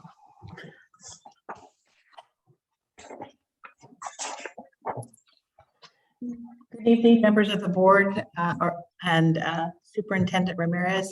It's my pleasure to present the second interim. I always like to compare back to adopted budget, first interim and where we're at today. And as you can see, our enrollment dropped slightly from our budget projections from 590 to 565. That was anticipated. We were hopeful we would hit the higher of the two numbers, but because of COVID and other situations, we fell short of that goal. As a result, we've adjusted our cohorts to be much more conservative as we look out to 22-23 and 23-24. Not a significant change from first interim, however. When we look at our projected ADA, our current ADA is 537.7, or that's our projection for P2. We anticipate it to be 541.5 in 22-23, and in 23-24, 555.75. In developing these projections, I've been extremely conservative. I've lowered our percentage of ADA to enrollment downward just because of COVID. And again, it's just being very, very conservative as we look to future years. Excuse me, Tammy, can you tell us what percentages that, what your enrollment count was, and then it was a like 95% attendance rate, or that how you came up with this number? It's actually a little bit less than the 95%. I think I went to 93 or 94, just to drop that. And as you look back at the attendance reports, it's about in line with what we're currently tracking. Once P2 closes, we'll have updated numbers and we'll bring those back at estimated actuals. Okay. It really won't, it's my hope, it won't impact the district in future years, because hopefully we'll be growing again and we won't be funded at this year's ADA. Currently, we're being funded at actually 1920 ADA, because last year we were held harmless. to 1920 ADA. So its statute is the higher of the current year or prior year. And since actually 2021 didn't actually happen, we didn't report ADA, there we're looking back to 1920. So that's how we're being funded, is at the higher amount. Our unduplicated pupil percentage is down slightly. Going to universal meals has impacted the number of families that are willing to submit free and reduced lunch applications. So that causes a dip. Most of the districts up and down the state have seen that happen. And as we move to universal meals next year, it's going to behoove the district to really be proactive in getting families to submit those eligibility applications, as it does drive funding for LCFF. It doesn't impact lunch accessibility, lunch or breakfast accessibility, but it does impact our LCFF, and any change in a percentage impacts supplementary funding, and we see a significant impact with each decline. Our COLA projections for this current year is a super COLA. As you recall, COLA was a little over 1%, almost 2% last year, and then the governor bumped it to 5.07. Current projections for 22-23 are that COLA will be about 5.33%. That was based upon the governor's January budget proposal. However, COLA is currently being projected to be well over 6%. We'll have final COLA amounts the end of this month, first part of April. However, there are current discussions at the legislature about surrounding COLA because of this budget surplus and whether or not to infuse additional monies into the base grant. So we may see some type of a super COLA or augmentation. I know our lobbyists are spending significant amount of time educating the governor's office as well as the Assembly and the Senate members, because we are moving away from LCFF. And when LCFF was implemented, it tried to take into consideration all of the subgroups rather than having a categorical based program. They thought it would be best for districts to determine how to spend some monies at the local level. So most money was pushed to unrestricted. And just in this current year, we've seen an addition of a significant number of categorical programs. The Expanded Learning Opportunities Grant, that was 2 grants last year, has been expanded to be 6. So they took some of the state money and then pushed in additional funding from the federal funds. And so we now have to account in 6 different resources what we had to account for in 2. We also have seen the development of educator effectiveness this year. Expanded Learning Opportunities Program. There's a TKK development grant. So we're seeing all of these special interests develop, and it's a concern for districts up and down the state because not everyone is equal as far as the funding, especially as a small school district. I just returned from the Small School District Association conference last week, and that was a concern up and down the state, is that we don't want small school districts to be forgotten, and that when you look at the demographics of the state as far as school districts, there are significant more small school districts than there are the 5 or 6 big districts. And so Small School District Association has pushed hard in the last few years to have a seat at the table, and the legislature is beginning to hear us, and that's good news as a small school district. If I could interject something there, if memory serves me right, the more categoricals that we have, when it comes time for bargaining with our bargaining units, that means that pot that we have to choose from gets much smaller. Yes, than what correct. what it has been in the past under LCFF. And one of the things that happened with this current budget cycle is that a significant amount of dollars were pushed more towards concentration grant districts. So any district that had students above the 55% threshold of unduplicated pupil count, which is their free and reduced lunch, foster youth, and EL learners, they received a significant bump. It went from 55% to, or 50% to 65%. So school districts like Thomas and Briggs that have a greater than 55% unduplicated pupil count saw a significant bump in their LCFF funding, whereas districts like Santa Clara, Moku, and Mesa fell just short of that 55%.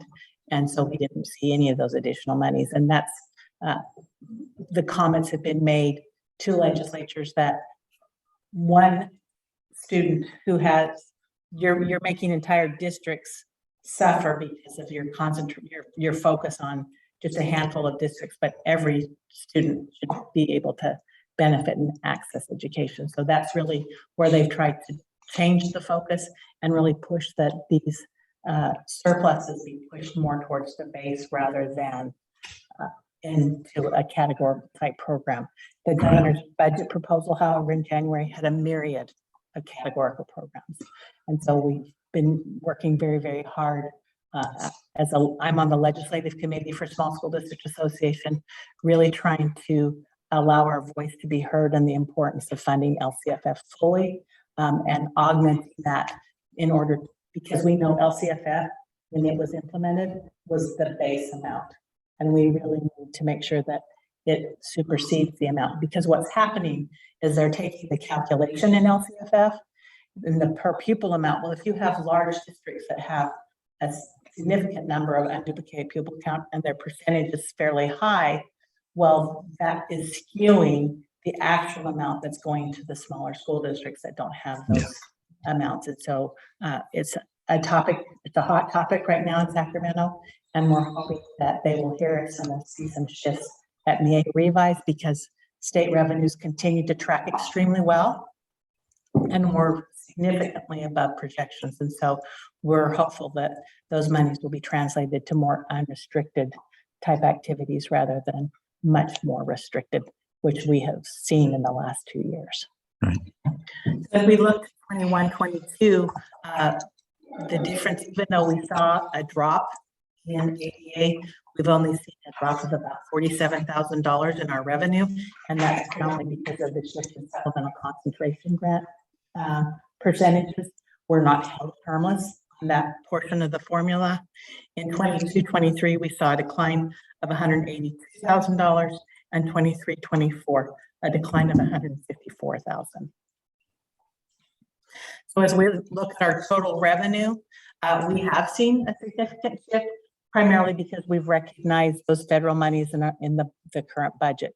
If they're not expended, they'll fall out of the budget this year, and we'll budget them again in the next year.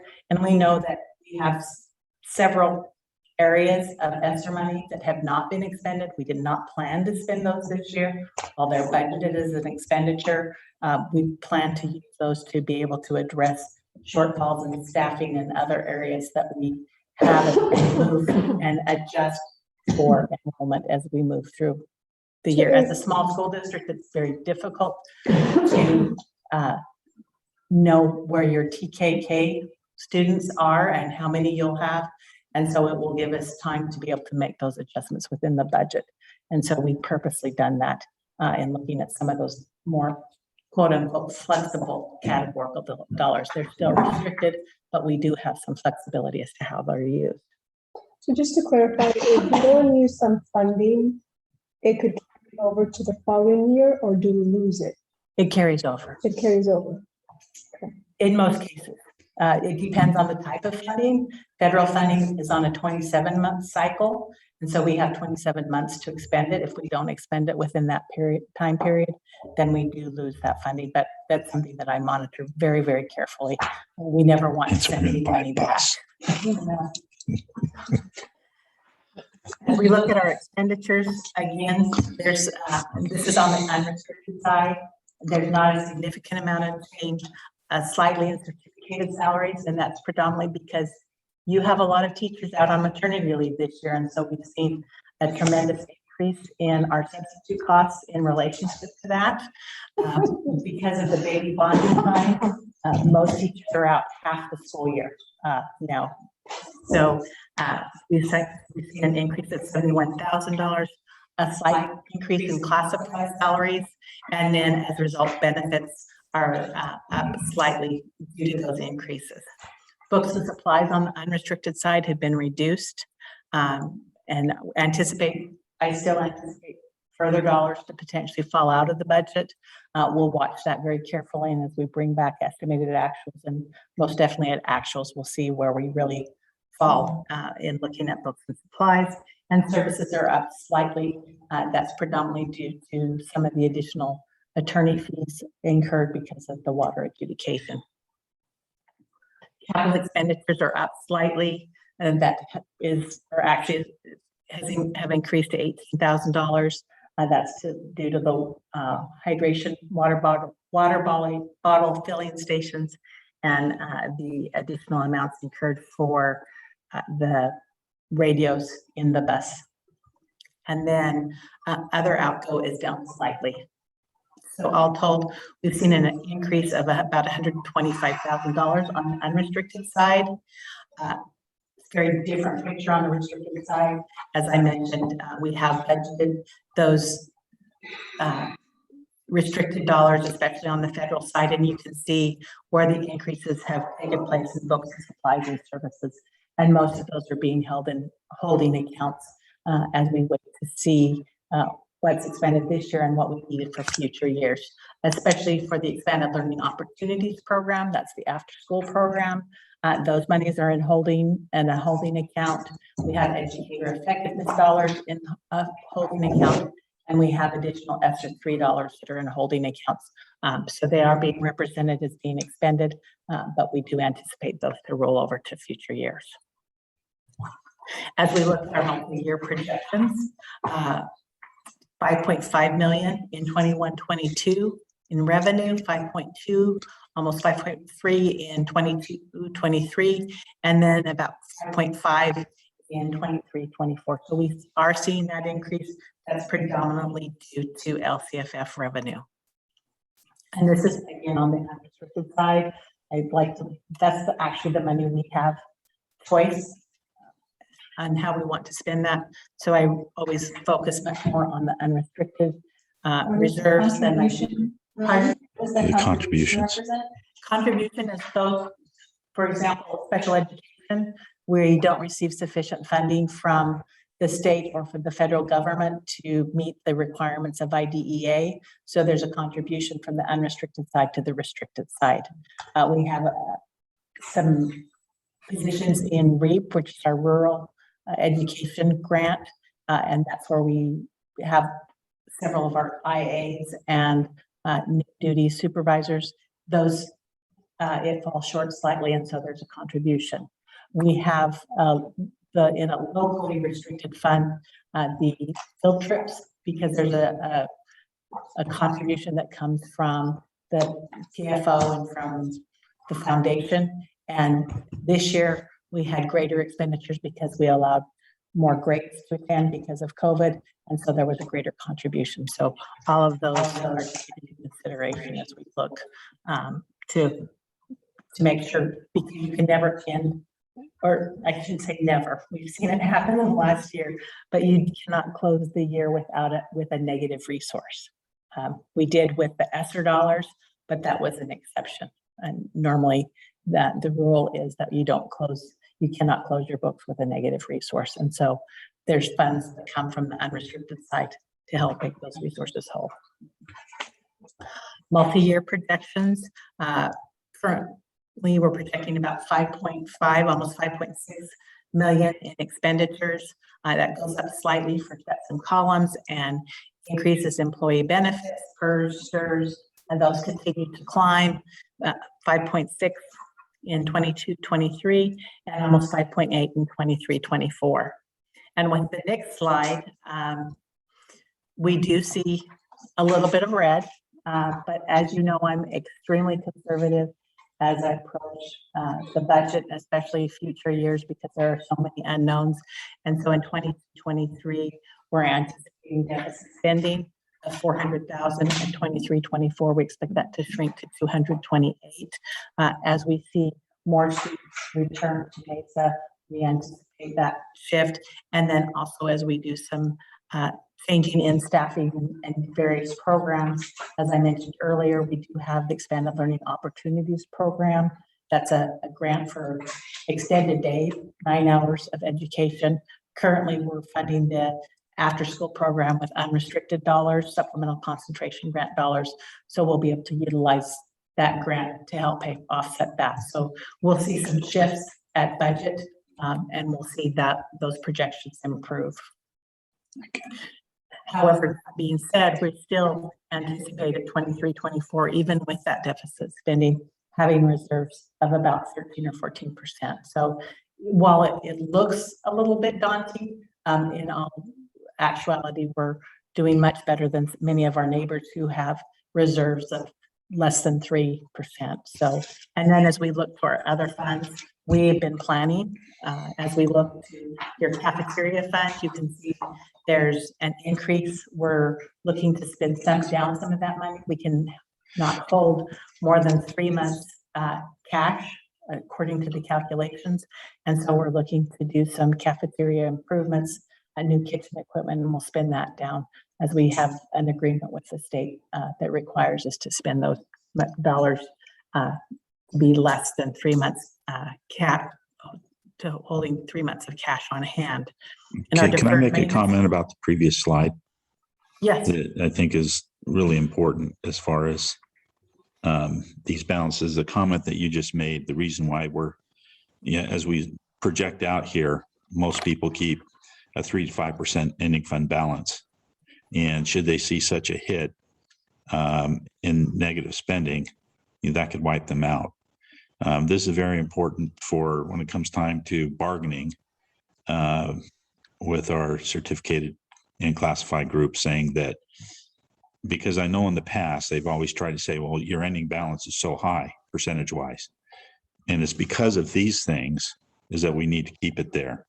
And I say that for our fellow board members here, that's a very important piece, because legally, I think it's, what's the percentage, like 4%, 3%? It depends on your size. It depends on your size, but Mesa's is 4%. It's 4% of our size. But if we kept it at 4%, something like this budget-wise would sink our ship real fast. And that's an important balance that we've had with our bargaining units over the years, and something that needs to be a part of that conversation as we move forward. Because what Tammy said was so important, that had we not had that kind of balance, we would be in some serious trouble.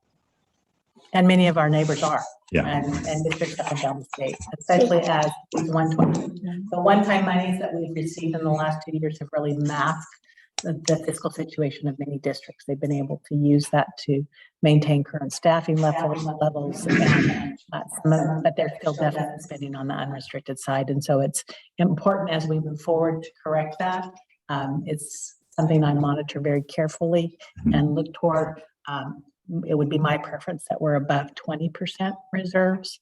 But the good news is that we do have some time to react and make those necessary adjustments as we move forward. So I'm not concerned with where we're at. And I also see the monies that have not been spent, whereas others don't see those on a regular basis. I analyze your fiscal report on a weekly, bi-weekly basis to find out exactly where monies have not been spent.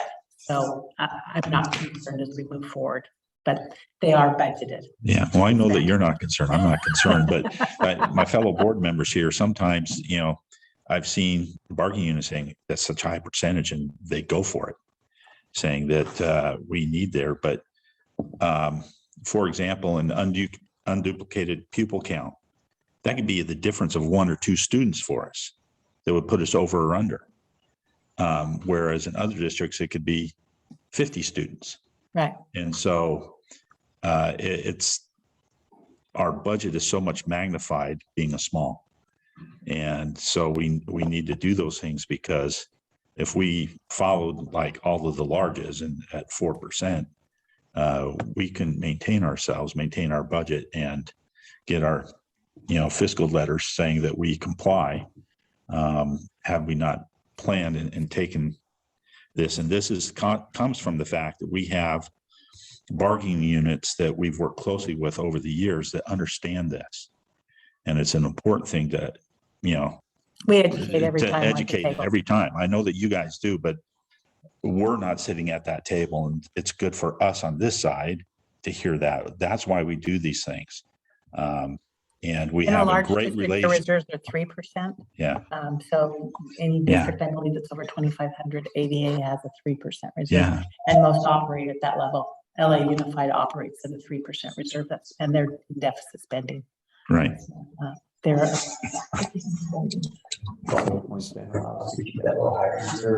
Right. Yeah, Right. I just want to make one comment that's important to bear in mind, because it's going to have to be a part of your conversation. I'm in agreement with maintaining a healthy reserve, and that's going to have to be a priority. It is already. Ms. Peterson and I on our regular basis speaking about our enrollment projections, staffing projections, and everything. But I do want to represent one thing, and that is that being small or smaller in size than the districts doesn't exempt us from competing with them for talent, maintaining talent, and that is something that we have to balance when it comes to what our reserves are and what our resources entail. And yes, salaries are the biggest expenditure, but I just want to represent that the size does not prohibit us from having to really compete for new talent and for talent that continues to evolve, and their needs continue to evolve as their career and their life progresses. Children, home ownership, health insurance, the list goes on, and we have to remain very tight knit with our bargaining units. So I just want to caution us that when we talk about reserves, that's one metric, but it won't be the only one. So it's something that we are constantly talking about, and that's why you see some adjustments throughout this agenda that are intended to keep the budget very much in mind. So just to close, as we look at your other funds, we have been planning for one, infrastructure needs, and two, looking toward expansion, use of the bond funds. And so as we look to deferred maintenance, we have $321,000 in reserve. The board can take action to move those dollars. Our pupil transportation equipment fund, fortunately, we were able to put away a sizable amount last year, and we're able now to purchase one of the remaining diesel buses on the West Coast. There were two available, and we're able to get one. Otherwise, we would be looking to a year out. Can you get an electric one? Oh. We'll discuss that in a later agenda. We're planning for that as well. There are some grants available. But yes, that's for consideration, but also as a rural school district, electric buses aren't always the best because of the limited number of miles they can go. And you can't use them for field trips readily because there was no place to charge them. So it's a balancing act to maintain both a diesel fleet and an electric fleet. So I wouldn't do we'll an electric have fleet further until we got the conversation. solar panels. Something solar panels on the top. Yeah. In our technology, special reserve technology fund, we have about 53,000. Equipment fund, we have about 11,000. The building fund, we have budgeted for the Windows project. And so you can see we went from 8.3 down to 3.8 in the current budget year. Capital facilities developer fees, we have about $95,000. And our county schools hardship fund, we have about 56. And I'm probably getting ready to move that to deferred maintenance. I just need to look and make sure that those monies, I've held them in reserve just because I don't, so many times OPSC will come back and say, you owe us. And I've now been at BSA for 7 years, believe it or not. And they've not come back and asked for that money. So I think we can move it to a more unrestricted fund rather than maintaining it in the facilities hardship fund. Bond interest and redemption fund is for debt service. And so those monies, while they're committed, they are very restrictive in that they're used to pay for the debt service on our current bonds. So all told, I think we're in great shape as we move forward.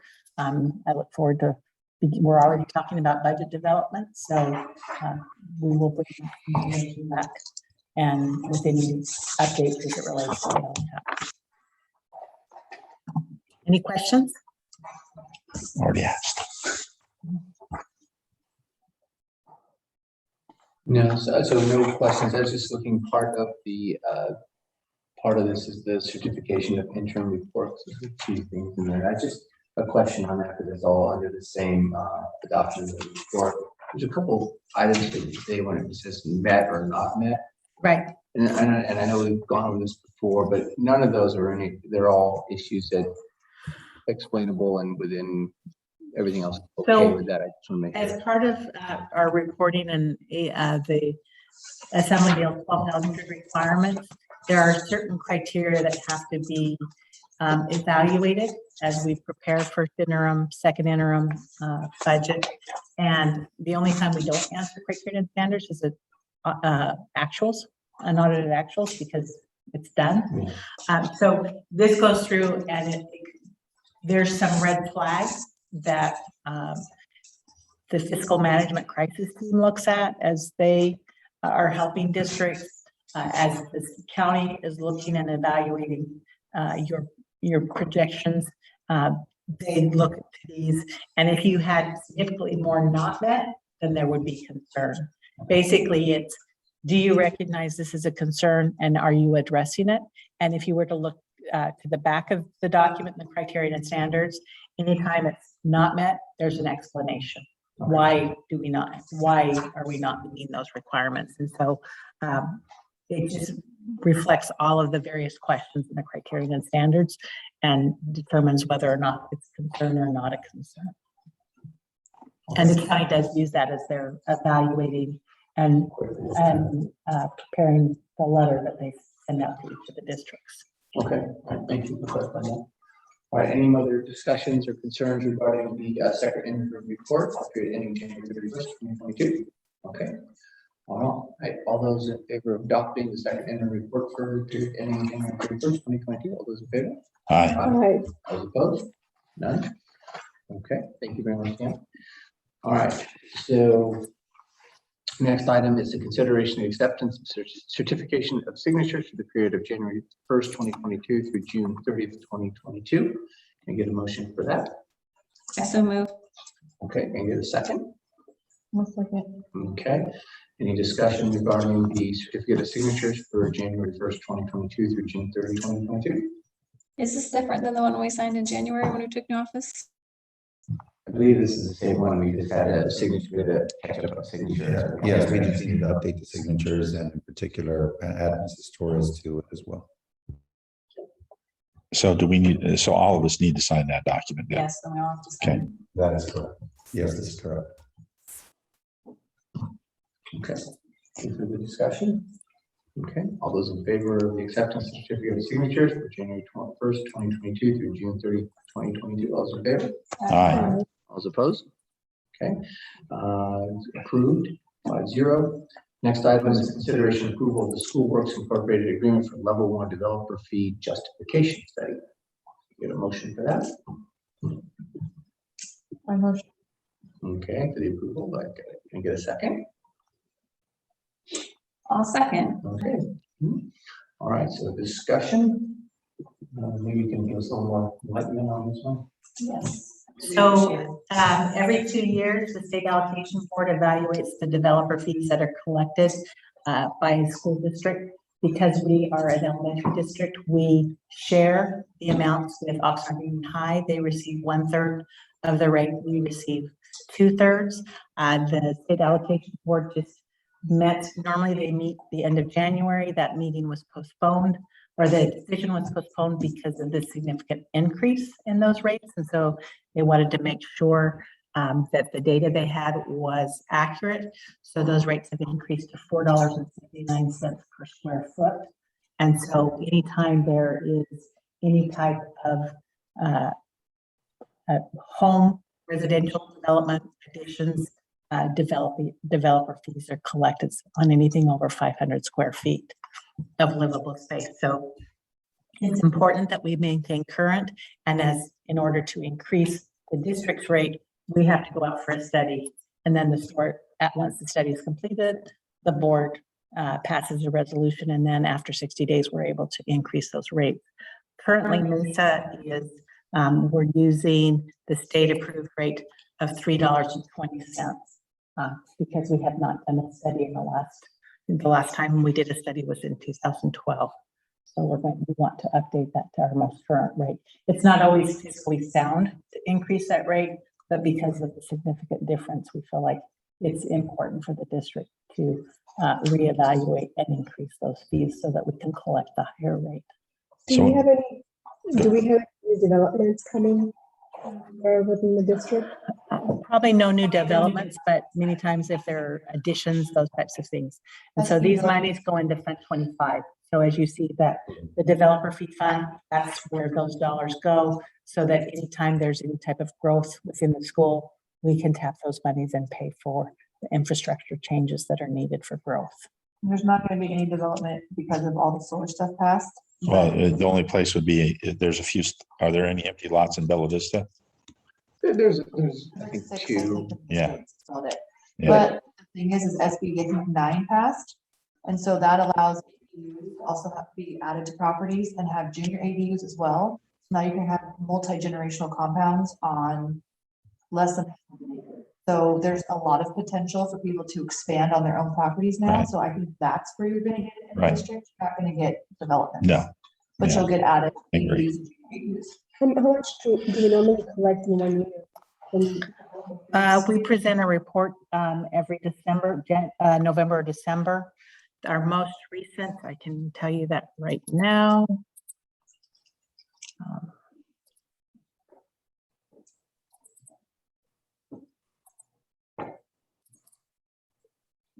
I'm just asking because I pay a lot of money, like $13,000 to the district. And that's a lot of, You had it on your house. Thank you. huh? Yeah, right? Yeah, it on. Yeah. Let me go back a year.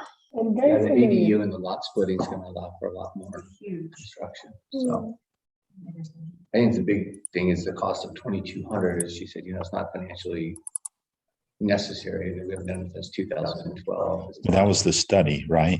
It's just a study we haven't done since 2012. 2012. Right, we haven't done the study, but When was the last time we raised fees? that was when Mesa raised fees, was back then. Yeah. Have we worked with Judith Schoolworks used to before, or Tammy, have always you felt worked with all the fees. Schoolworks for other Yes, small? they've normally done our studies. In 2021, we collected $655. 655? Oh, excuse me, that was the expenditures. Revenue, we collected $5,723 In 1 year. 1 year. And that includes the interest. So just in the fees itself, $5,197. We're talking about upping the fee to $4 and change per square foot. No. Right, I'm we making received a study better. to see what the price is. But But once theoretically, you complete the study, it's right around $450 it'll be $479. per But square foot. that's, you go to the state adopted rate. They can't pick a random number. So you gotta They use the figure state adopted rate. 100 square feet, a junior's 4, so that's, You know, But you can't adopt that rate. and we only get 2/3 of You it. have to do the study before. you adopt. I'm just, the numbers in the head, just to see if it would be. I don't know what they're going to do with it. I just know that they're vacating. I'm thinking I'm gonna start. Okay. Any more discussion regarding the proposal or the approval of Schoolworks for the agreement of the level 1 developer fee justification study? Okay. All those in favor? Aye. All those opposed? Okay, so I'm 5. good, I'm fine. Okay, so 0. Okay, thank you. Do the study. Okay, so the next item is, again, consideration approval of the Schoolworks Incorporated Agreement for the California Preschool, TK, and K Full Day Grant Program. Can get a motion for that Motion to approve. and get a second. I'll second the motion. Okay, thank you. Discussion? Is there another Please. proposal? Yes, so this is actually So this is a lengthy topic, but I'm not going to unpack it all in this moment. There is a presentation that is there, and it basically combines two important needs, okay? If you can bring up the presentation, please. So as Ms. Peterson mentioned earlier, there is a big initiative in the state to talk about early childhood education. That includes not just preschool through kindergarten, but actually preschool through kindergarten. Mason does not have a preschool program or a preschool at this point. This conversation is also at the nexus of what comes next in terms of the bond capacity. And it's my understanding, reviewing the documents, reviewing what's been put out to the community, that a big component of it, many components we've already fulfilled or will fulfill. The HVAC project was huge and is huge, and it's well underway. The window replacement comes along with that in order to be more efficient, not just aesthetically, but in terms of utilities costs and just modernization as a whole. But there was always an intent to build permanent buildings on site, and whether that entailed a replacement of portables or an expansion of programming was unclear. But there was always an intent and an agreement with the community to expand buildings on site. In a lot of discussion where with Mrs. Peterson and just an understanding of where the community would go, one of the opportunities that lies ahead for us is to capitalize on the potential of receiving funding from the state. And there's a sense of urgency about it because the window is really the most valuable for us to be able to put in a grant or a grant proposal. So the idea would be to capitalize on an already existing need, which is to expand and modernize our buildings. Specifically, we would reorient the bond money, the remaining bond money, 3.8 million of it, toward early childhood education. Our current building, our current setup in classrooms is just fine, it does well, but there are a lot of needs that it does not meet. For example, there are no restrooms in the classroom. And you would expect to have a fully outfitted kindergarten or preschool classroom, you would have a facility that allowed for that, okay? Our playground space for our youngest learners, for our youngest kids, in my opinion, is inadequate, simply too small. You would want to house all or most of your students all at once. Our current facilities do not allow for that. So the proposal here is specifically to partner with schools for the purpose of putting out a grant. And in these, if you go down to slide, just continue down the slide. If you go into presentation.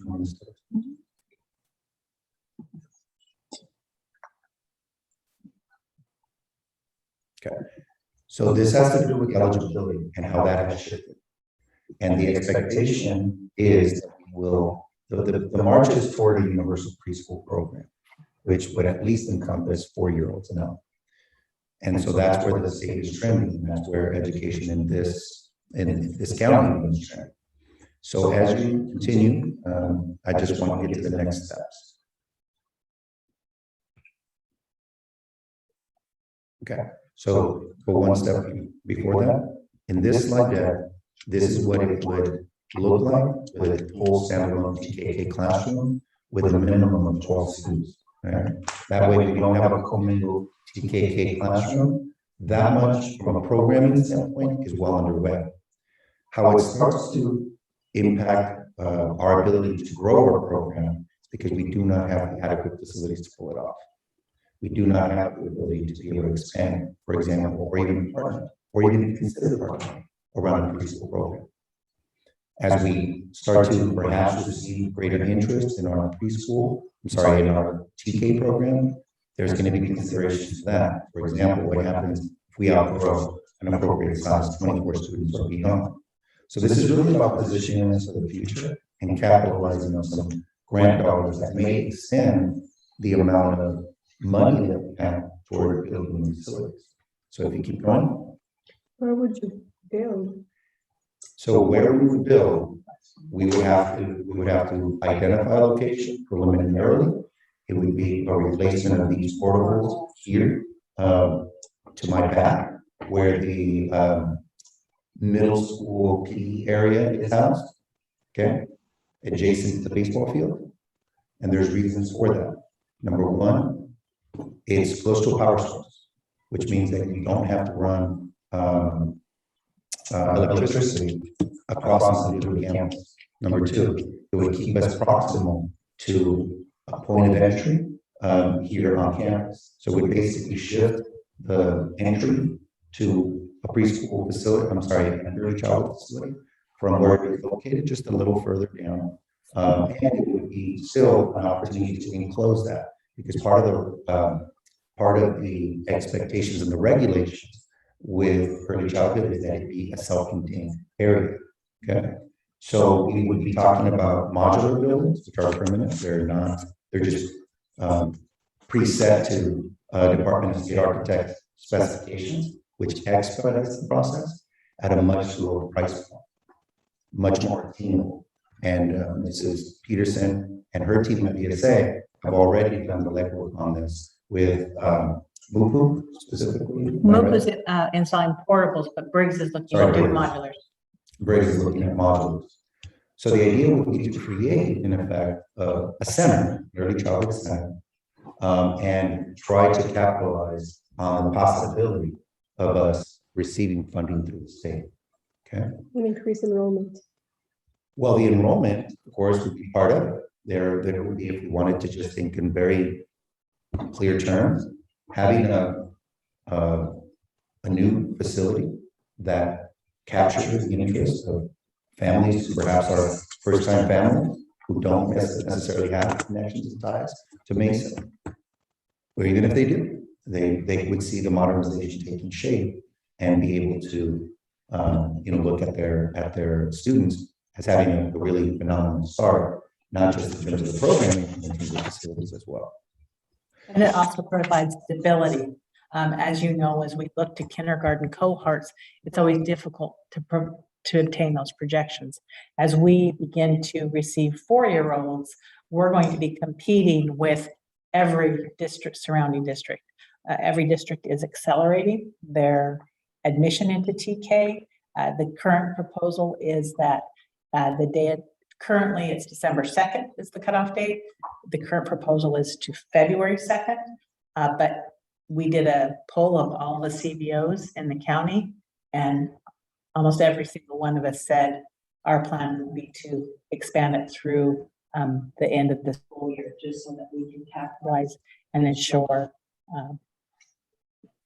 our kindergarten classes, because as you know, once they become a Mesa student, they want to stay at Mesa. They're not going to be searching for other districts. And just as they land at Somas or Rio or wherever, we want to make sure that we're competitive with our neighbors in capturing the TK students in the district. So I'd like to come back to the proposal that's before the board at this moment. The proposal would be to partner with schools and ensure partnership allows us to meet this grant deadline. So that's really the number one step. They would help unfold a proposal, and it would, the timing of it, I would admit, I would have liked to have more timing on it, but it was something that came very recently that we just needed to capitalize upon. There is no guarantee that the funding will come. However, given the investment of resources, I think it's a good step in the right direction, and I think it's worth the chance that we can secure some funds. By virtue of our location, we do demonstrate some hardship because of our bond capacity. We are limited on the amount of funds that we can raise. So that automatically gives us an advantage, if you will. And then it's unclear how many other districts across the state will apply. But my recommendation to the board is that you accept this, allow us to enter into that partnership with SchoolWorks. And the window is only a month. It's a month window. Only the month of April, 1st to the 31st. 1st through the 31st, and we just received OPSC just released this information in February, so everything is happening very quickly in relationship to this grant. Originally, there was a 1920 issuance that went forward. There was supposed to be an issuance of these kindergarten grants every 16th year, but because of COVID, last year's was suspended. And so now we're at this year, and then there is one more round. There's $225 million available. And so many of the districts in the state are not eligible because they're not considered financial hardship. They can apply, but they won't. There's 40 points of the 80 that are available in your rating. That 40 of those points is for financial hardship. So that already puts Mesa 40 points ahead of many other districts. And then some of the other considerations are your unduplicated pupil count, and then OPSC will do an evaluation of our classrooms. Our classrooms don't meet the Title V requirements for TKK, and we're already full day TK, so that helps us as well. So we're hopeful. There's no guarantees, but in discussing this with Dr. Ramirez, we feel like it would behoove the district to at least try. It then does help allow us to extend the current bond dollars that we have remaining to be able to add additional facilities and modernize some of the other areas on the campus and free up some of those dollars. Can you just briefly tell me what the requirements are? I know you said financial hardship and full day TK. For example, if you already have facilities that meet Title V requirements, you're not eligible. So many of the other larger districts, and we don't have Title. No, ours do not meet Title V. Right. If they already have an existing preschool program within their district, they already have those facilities available because that's part of the requirements when they're applying for CSPP dollars. That's California School Preschool Grants. They already have those facilities available, and many are pivoting and will be using those facilities for their TK classrooms. So they don't qualify. We don't have those facilities. Right. So if they already have facilities, would they be? They are not have eligible more points to apply. to qualify or not qualify? They do not. They can't even apply. Got it. Right. So we already have, you said 40 points. How many more points would we need? There's 80 points possible. Okay. There is no way of knowing how many districts within the state are going to be applying.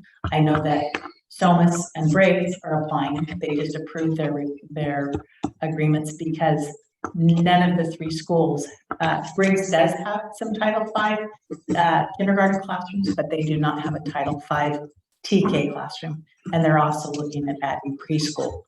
So they're applying for both preschool and TK. I have several questions. Go ahead. Yeah. I was looking at the cost breakdown here, and so, I mean, it's not a small, I mean, is it looking at what, $9,000? And then if we want to do the hardship application, it ends up being close to 18. Okay. But you think that the return on that, if we were to get a grant, could be as much as $1 million. Much as $1 million. Potentially two. Potentially two. Yeah. Not to mention, it also checks all the boxes of modernizing and updating and bringing the district in. And honestly, we all live here. We know we probably all put our kids in some type of preschool that we had to pay for. But if you're also now targeting a demographic that might not be able to afford preschool, and if we can do it and do it well, yeah, the it's value you're education. Yeah. Yeah, I just wanted to add, that's why this is continual. I know it's a lot to unpack because there are shifting regulations and shifting priorities, but all of them point toward the early childhood space being a center of attention and an ongoing funding.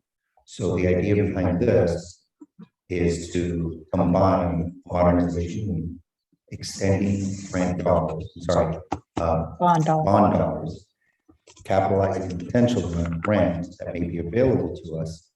Of course, there are many X factors, including will we get funded for this more? And there is no assurance of that, to be clear. But given the cost that it takes to apply and what the potential return might be, I think it's my opinion, our opinion, and our recommendation that we move forward with this application and at least give ourselves an opportunity to capitalize on some grants funding that comes our way. Yeah, so the 40 points, but where would There's you a get, total of 80 points available. where would you get the other 40 points from? It's constitutes your unduplicated pupil count percentage and some other factors that OPSC evaluates. So it's not, even if you had 80 points, they will come and walk your campus. It's not an easy process to go through, hence the cost of the grant, but we feel like it would be a benefit to the district. And until we know how many districts apply, we have no idea of what our chances are of even receiving the grant, but it's worth at least making that attempt. So you're looking at spending between 9 and 18 grand with potential of, it's unknown, but that we could potentially get $1 million, possibly $2, somewhere in that neighborhood back. And even if we don't get the new facilities grant, there's modernization, and then we could at least modernize our existing classrooms and make those adjustments. And up to how many districts can get this grant? It's unknown. Any district in the state of California that is looking to expand TK and does not have Title V classroom, Title V TK or K classrooms can apply, as well as for preschool. And there are over 1,000 districts in the state. And there's $200 million, you said? Pardon? How much was the total fund that There's $225 million. $225 million. And how soon will we know if we do get it? I don't know that OPSC has released that date. It's a fairly expedited process. We just have to end it by April 30. We have to submit it by April 30th. The turnaround time for them to make the decision is a very short window because the expectation is they want these facilities open, I believe, as early as In the fall. 2024. So we have 2 years, and you know how DSA moves. So do we have to go through their builders for that? Yeah. We'll still have to go through DSA. Do we have any, my other question is, on the surface, as far as going for the monies, I think that's probably needs to be done. My other concern is the demographics. Do we have a growing demographic? Do we have, we've never done a demographic study that I'm really aware of as saying, what is the. We did a few years ago. Yeah, so where are we at and what can we expect in the future as far as to fill that classroom or classrooms or how many to build, is a part of that equation. And is that something that school works? What's the scope of their project? Is it only to write the grant and not do any of the? They're not doing any of the demographic study. As you know, many of your students come from outside the district. Mm-hmm. So we can adjust those cohorts as need be, giving priority to in-district students, TK students, and then from there, open the doors to others. And it all depends on your size, so we can look at sizing. Yeah. I think that if we were to get the grant and get these facilities, I think it would attract more in-district students. And hopefully they would stay here as opposed to going to another school. The attraction is considerable, right? For in-district, for out-of-district, for our current students, for our future students. So ultimately, it's, again, it's my recommendation, it's our recommendation that the board approve this in order to allow us to very quickly start to move forward with that grant with future conversations around facilities to come, because I believe the early childhood space will continue to require our attention and most likely the use of our bond funds, the remaining bond funds. And I just have one more comment, and you're describing all of this and what we have done and what you got going. I don't want to lose sight of the fact that solar was not mentioned in any part of that, because we're putting in AC and our electric bill is going to go up tremendously once we have AC. And a part of those bond funds were slated to go towards some sort of solar funding to be able to power the AC units. And I don't want to lose sight of that. I'm all for employing Schoolworks to do the study and prepare the grant, submit it by April 30th. But I don't want to lose sight of we're putting in AC, and that could, put a financial hardship on us if we don't have some way to provide electricity inexpensively to those units. And so there's no reason in my opinion, that we can't do both. But I just don't want to lose sight of that. Future conversations around facilities. Yeah. But our dollars are very limited. And so we're going to have to be very strategic about what the community expects from us. Part of that will be some additional outreach, and ultimately what they stand behind as far as future projects, because we're going to have to make decisions about that. And this will allow us to extend potentially, which is great, because then it allows us more dollars to be able to make adjustments elsewhere, including solar capacity. There's a lot of other opportunities, perhaps, as a rural district that would allow us to exercise some grant funding. We missed out on an opportunity to partner with Tesla last round, but that possibility extends in the future around ways of neutralizing our electricity footprint. And there are other state grants that we're evaluating as well. CalShape, AB 841 is another grant. And so I'm always looking to help perpetuate the existing dollars into bigger projects. And solar has been a topic of conversations as we look at facilities. Okay, interest of time here a little bit. Any further discussion on applying for the grant with the Schoolworks Incorporated? Okay. All those in favor for the approval of the Schoolworks Incorporated agreement for California preschool TK and K full day grant program? All those in favor? Aye. Okay. Any opposed? No. Okay, so that's 5-0. Next item on the agenda is the approval of the proposal with Bus West for the purchase of an 84 passenger school bus. Can you get a motion? I move to approve the passenger school bus. Okay, you got a second? I'll second the motion. Okay. So, anything able to take care of that?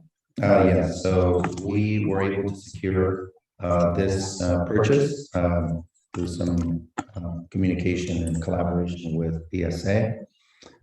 Just a question of diesel versus electric. It would be my sincerest wish that we move, and it's still our plan to move forward with electric. For the time being, the bus in particular, our bus fleet is rather new. We have buses that now are over 20 years old. And the repair costs are just continuing to mount. Fortunately, we were able to capture those dollars last year, which allowed us to move in this direction quickly. Based on my conversation with Mr. David Morris, an electric vehicle or an electric bus is in excess of $400,000 or thereabouts. It's about twice the cost. In our conversation, it really has to do with a transition, yes, but in what order is the question? I still believe we remain competitive for replacing a future vehicle with electric. It all depends on whether there are federal and state grants that allow us to move more quickly in that direction. But for our immediate needs and for our ongoing needs into the near future, diesel will have to be where this passenger bus will allow us to be able to have the flexibility that we need. I won't get into all the background because we've discussed this and there's been outreach to other districts as well. Most of the districts that have already received them have received them through a grant fund, not necessarily because they outlaid their own capital or resources to get them. We just happen not to be in that position at the moment, but we expect that will be a direction in which we'll head so that we have a neutralization of the carbon footprint that we're all trying to pursue. That said, I'm really excited for this, just on its face, because it gives us, an important piece of equipment that is going to serve us well for years to come. So just a couple of comments. There are lots of grants out there, so I want to make sure we're always on that for the buses. They don't have to be electric. We can go natural gas, and that will still qualify as a reduction of fuel and emissions. And I know EPA just sent out an email like a week ago about 50 California schools that just got new school buses or retrofits on their current diesel school buses, I want to be on that mailing list. I want to be applying for those grants. I looked for our name and I said, darn it, we're not there. Yeah, there were some requirements associated with that grant. And so also some of the retrofits you have to be careful with because they can cause problems with your buses. Brakes is a retrofit and you have nothing but issues with it. It's not a proven technology. But we know that the federal government will be releasing, I can't remember how many hundreds of millions of dollars for new bus transportation. So we are definitely looking for those grants to apply to that, and that's why we're holding one of the older buses in reserve, because you have to trade it in. Trade one in. Thank you. Any other discussion or questions regarding the replacement of the bus? Well, what's the disposition of the purchase? In the past, we've had to trade in. Are we obligated to do that For this new purchase? for this new purchase? Because we've had to destroy buses in the past. Trade-in was not contingent upon this purchase. Gotcha. So this purchase is a purchase outright, but we obviously want to recoup some value from our existing fleet.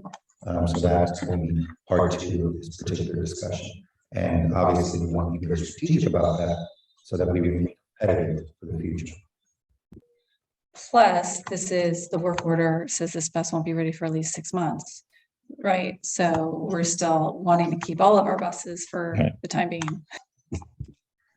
Yes, and the timeline we're still trying to pin down the timeline. We expect that it will be sooner than that because there was one, had it been in production, it would have been 6 months, but we secured a bus, so it should be here in the month of April.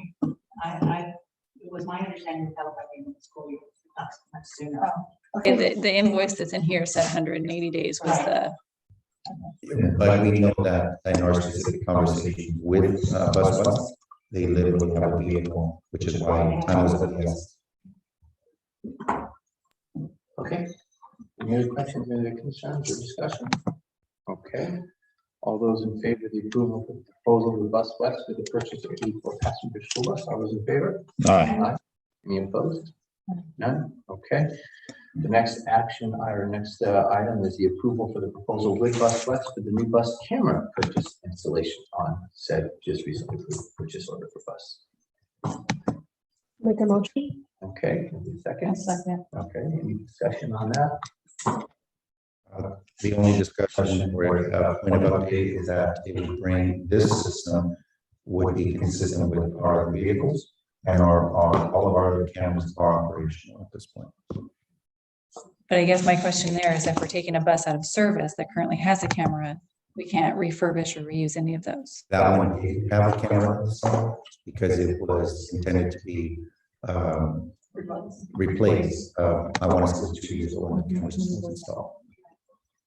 And what about radio? The radio would be able to retrofit because that radio system was installed and that's that we would be able to replace and put into a new vehicle. But that's through a different agency. This one gave us a cost savings by having it installed. Sure. Okay. Any other discussion, questions? Okay. All those in favor of the approval for bus flex for the new bus camera purchase and installation, all those in favor? Aye. Any opposed? None? Okay. All right. So the next item is the consideration of approval for 2022-2023 Mason in school district academic calendar. I get a motion for approval there. Motion to approve. Okay. Get a second? I'll second. Okay. So there's two options here, option A and option, or option 1 and option 2. So any discussion on that there? Which ones do the teachers like? Well, option 2 was supported by the families. It kept our 2-week spring break and it keeps us in alignment with the Oxnard Union High School winter break. And it gets us out, I think, on the 19th of December and puts us in that last week vacation before Christmas brings us back on the 3rd, I believe, versus coming back on the 9th or 10th of January. And both of these instances, I just want to clarify one point. In both of these calendar options, it maintains a 2-week spring break regardless. So that was something that we asked the community's input, and their wishes will be respected moving forward. The thing that the reason why there are 2 options has to do with the winter break. And that winter break is not intended to be any shorter or longer, just the placement of it. It is my opinion, my recommendation, that the board consider the option 1, because it more firmly aligns to Oxnard Union. That's one of the reasons. It aligns to Oxnard Union's calendar. That's 1. 2, in looking back at our records, there are times, and there have been times when we have a later break. In other words, it extends into the latter part of December and bridges over into the earlier part of January, beyond the 3rd. So I think, going back to the families, we do have families that are in 2 systems, and I think it's important that we find a way to align with them. And I don't think that it's a big ask. Maybe I'm wrong in that, but it still would allow families here at Mason that don't have students outside to have a sizable break. But I wanted the board to take a look at what that would look like in an early break that is more like we have this. What are the Go ahead. What are the possibilities, Dr. Candy, about having another COVID spike right during the winter time? The possibilities are there. We're seeing a variant out Clairvoyant. in China and Europe, the BA2 variant, but it's not proven to be so bad right now. And the hope is natural progression. This is going to kind of not be as significant as it has been in the past. But again, it's the thoughts out there, so not as big, but a potential little bump there. Did you consider, you recommend option 1 or option 2? Option 2 is what you put in your notes Yeah, option about 2 is what aligning you with put in Oxnard Union. Yeah. Where's the, where's OHUSD? Option 1 is the one. Is the one that goes the full week. Sorry, option 1 is here on the screen, and that one goes through the first week of January, basically absorbs. So I'm sorry, option 1, one that aligns. The one that is listed here as option 1 is the one that aligns at Oxnard Union, and that's the one. So the memo is wrong. But they tell. Correct. If that's the case, then I'll amend that to indicating option 1. The one that you see up on the screen. Both in on this June 16th. Starts the break later on 20. I can't scroll down there. Thank you. So it starts the break on the 22nd, basically getting out early dismissal 23rd, 24th, and 25th. And going through the later part. And that aligns better with the option union. That one does align on the winter break, and it aligns by 1 week basically in the spring break. Okay. So in either calendar, there is no change to the spring break timeline. So that one based on that input was left there. This one just aligns better with our union. Again, we have a considerable amount of families that have students in both districts. As a point of context, Pleasant Valley School District aligns fully with Oxnard Union. It's one expression of that as a feeder district to try to keep families pretty much on the same calendar. That's not what I'm proposing, but it is something that we could provide some alignment really to some of our families. I have a question on the calendar, a different holiday. In February, we have 2 3-day weekends in a row. I guess, has there been any discussion of making that the teacher in service day be the 17th so that there is a 4-day weekend instead of 2 3-day weekends? Yes, that actually came up in Do ski week? that People didn't vote on that actually came up in quite a bit of commentary. So if I actually wouldn't have a problem with that, to be honest with you. So if we can verbally amend, that would be a possibility of reading a 4-week calendar. I mean, sorry, a 4-day break instead of 2 3 days, correct. And that is something that came up with their families. Well, and to me, I think that also fills some of this need for this other week that kind of happens in February, because it gives families that opportunity to take a vacation if they wanted to during a 4-day weekend instead of this 2-3-day weekend. Correct, and that is something that we could very easily amend without any loss of instruction on days, or shifting of the beginning or end of the calendar. That's the other piece to acknowledge. If we were to do that, it would be better to table this until next month. We certainly can, and if you'd like to, without for us to rework that. Or are we going to make this amendment right now? I mean, To as long as accommodate you can that. hear teachers, because I know I put that in the calendar survey personally. As long as if there was a discussion and teachers weren't opposed to it, I mean, that was my whole thing. It's just understand. I think families are for it. I was wondering if teachers would also be for it. I don't think so. I mean, I can't, it wasn't a question that we directly asked. So if the feeling is that we want to get some more information. When's the OHUSD ski week? But it will be, I'll just say one more thing. It Second will week be a of matter of February. balancing the needs of everybody. Is your President's Day? And I think balancing the needs of our families is also very important, because otherwise the expression becomes attendance, things of that nature that compel parents to make other decisions for themselves. And also, let's face fact, the cost of daycare for one student or another, even a ninth grader, requires a different level of supervision. So for those families who have students in the high school district, it's a matter of helping them make more, just helping them not have to make hard choices, and instead trying to lean in when the calendar naturally, because of when the holidays start to land, naturally kind of gets us to the tail end of that week anyway. So Because we do have this week in Oxnard Union and Pleasant Valley, why can't we just table this and have that discussion next month and then verify what week they have it next year? No, people didn't want to do that. Was the survey that was sent out. Well, I understand they don't want to do the whole week, but just because. You're just talking about moving that. Just moving the day to that week, so even if we don't do the whole ski week or a whole week off, if we're mirroring Oxnard where we have most of those same days off, so you're not duplicating the need for childcare. So you're saying the 21st, the Tuesday, instead of the Friday, the 17th.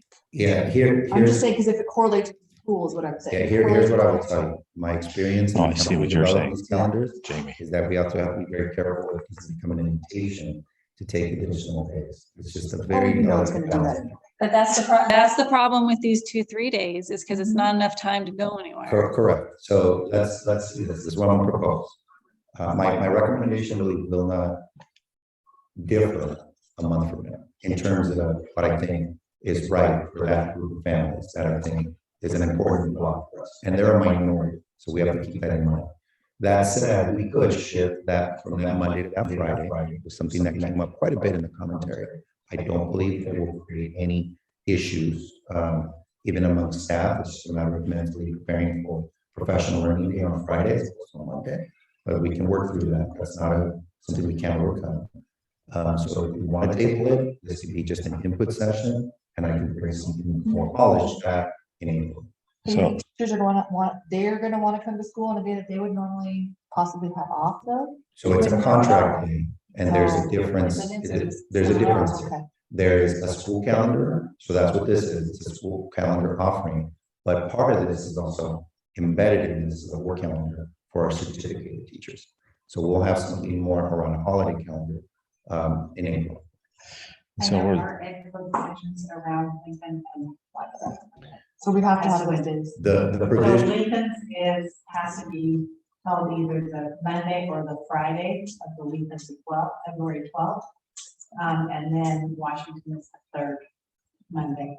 That's why. Oh, so it's Friday. Friday. So it needs to be the Friday. so we have, yes, it's as simple. So it'd as be the 17th. It can if stay on that's the case. Monday, or it can shift to the Friday. The one that cannot Gotcha. shift is the 21st, or the 20th. 20th. And you can pass a resolution, but Well, and I know Newberry Park does the Friday and the Monday also. So we can. So I would be okay proposing that we go with option 1 that aligns with Oxnard Union High School for the winter break. And that in February, the teacher in service day is moved to February 17th, and the 20th remains President's Day holiday. Okay, so you're making a motion to amend the calendar to move the Option one. Option Option one one, with, with with the change. another, with the amendment to option one to change that teacher learning day from 13th to the 17th. Isn't it option? It's Which a option? misprint, but it's actually option one. I want to go with the calendar that is aligned with Oxnard Union High School winter break and change the teacher and service day from February 13th to February 17th. I'll second that motion. Any further discussion on that?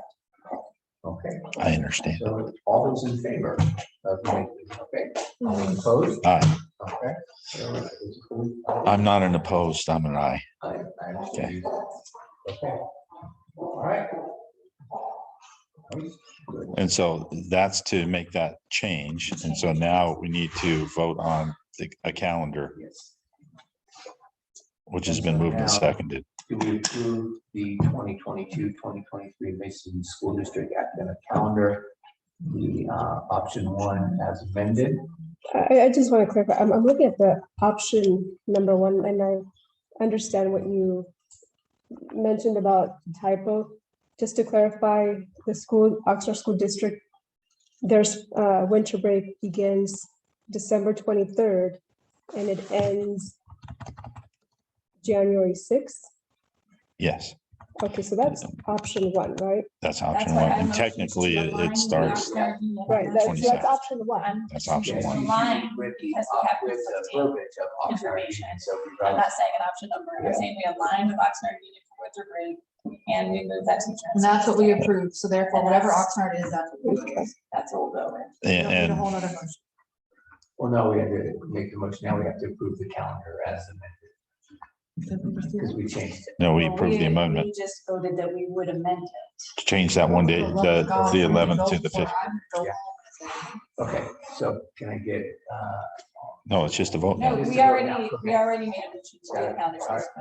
Any further discussion? So, Okay, all right, all those in favor of the 2022-2023 Mason Union School District academic calendar, Option one, option one, as as amended. amended, all those in favor? Aye. Okay, 5-0. Okay, technology, got a couple more things to knock out here. That's- It's late, sorry guys, let's keep going. Okay, so the consideration of the acceptance of the ECF grant funding. Okay. Emergency connectivity fund, all those in favor? Or can I get a motion? I motion I'm sorry, to approve. all those- can I get a motion for the acceptance of the ECF grant funding? I'll second. Okay, can I get a, who first, who made the motion? I did. Okay, Ms. Miller, and seconded by Mr. Sullivan, okay. All right, any discussion? It looks like we requested 225,000 plus dollars. We got granted $223,000 just because we changed the devices from 650 to 644. So it looks like it's a great amount, covers all of the students and potentially some of the staff as well. So I think it's great. I'm for it. Here's my quick question. Can we give the kids the old Chromebooks for at home and we can leave the new ones here? Are we recycling them or what are we doing? Yes, I'll come back with you to you with some information about what to do with the equipment that we have now. Some of it is pretty obsolete just because it's aging out. But this would basically equip us with devices for this coming year. In effect, there's more details to that, but it's a great infusion of funding. Right. Any other discussion? Okay, all those in favor of the acceptance of the ECF grant funding, all those in favor? Aye. Any opposed? None? Okay, 5-0. All right, so J, consideration of approval for the Ventura County Office of Education Technology Service Level Agreement. Get a motion for that. I move that we approve the VCOE technology service level agreement.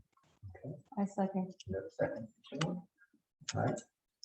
I would like a little bit more details. Yeah. Let me get to a couple of things. Right now, our current monitoring service or service level agreement is with an external private party, MJP. We basically put out $1,500 monthly for that contract. This would scale back to $500, considerable cost savings. near term and far. PSA is partnering, helping us and supporting us in partnering to develop remote hosted servers at the VCOE's facilities, which would then also be monitored as per this service level agreement. So the cost savings, the background to support the infrastructure that the Ventura County Office of Ed would allow us to move forward with is greater than what we have now. It also aligns us with 4 of the other 5 small school districts who either have already migrated or will, with one most likely, the 5th, probably going in that direction. I won't speak for them.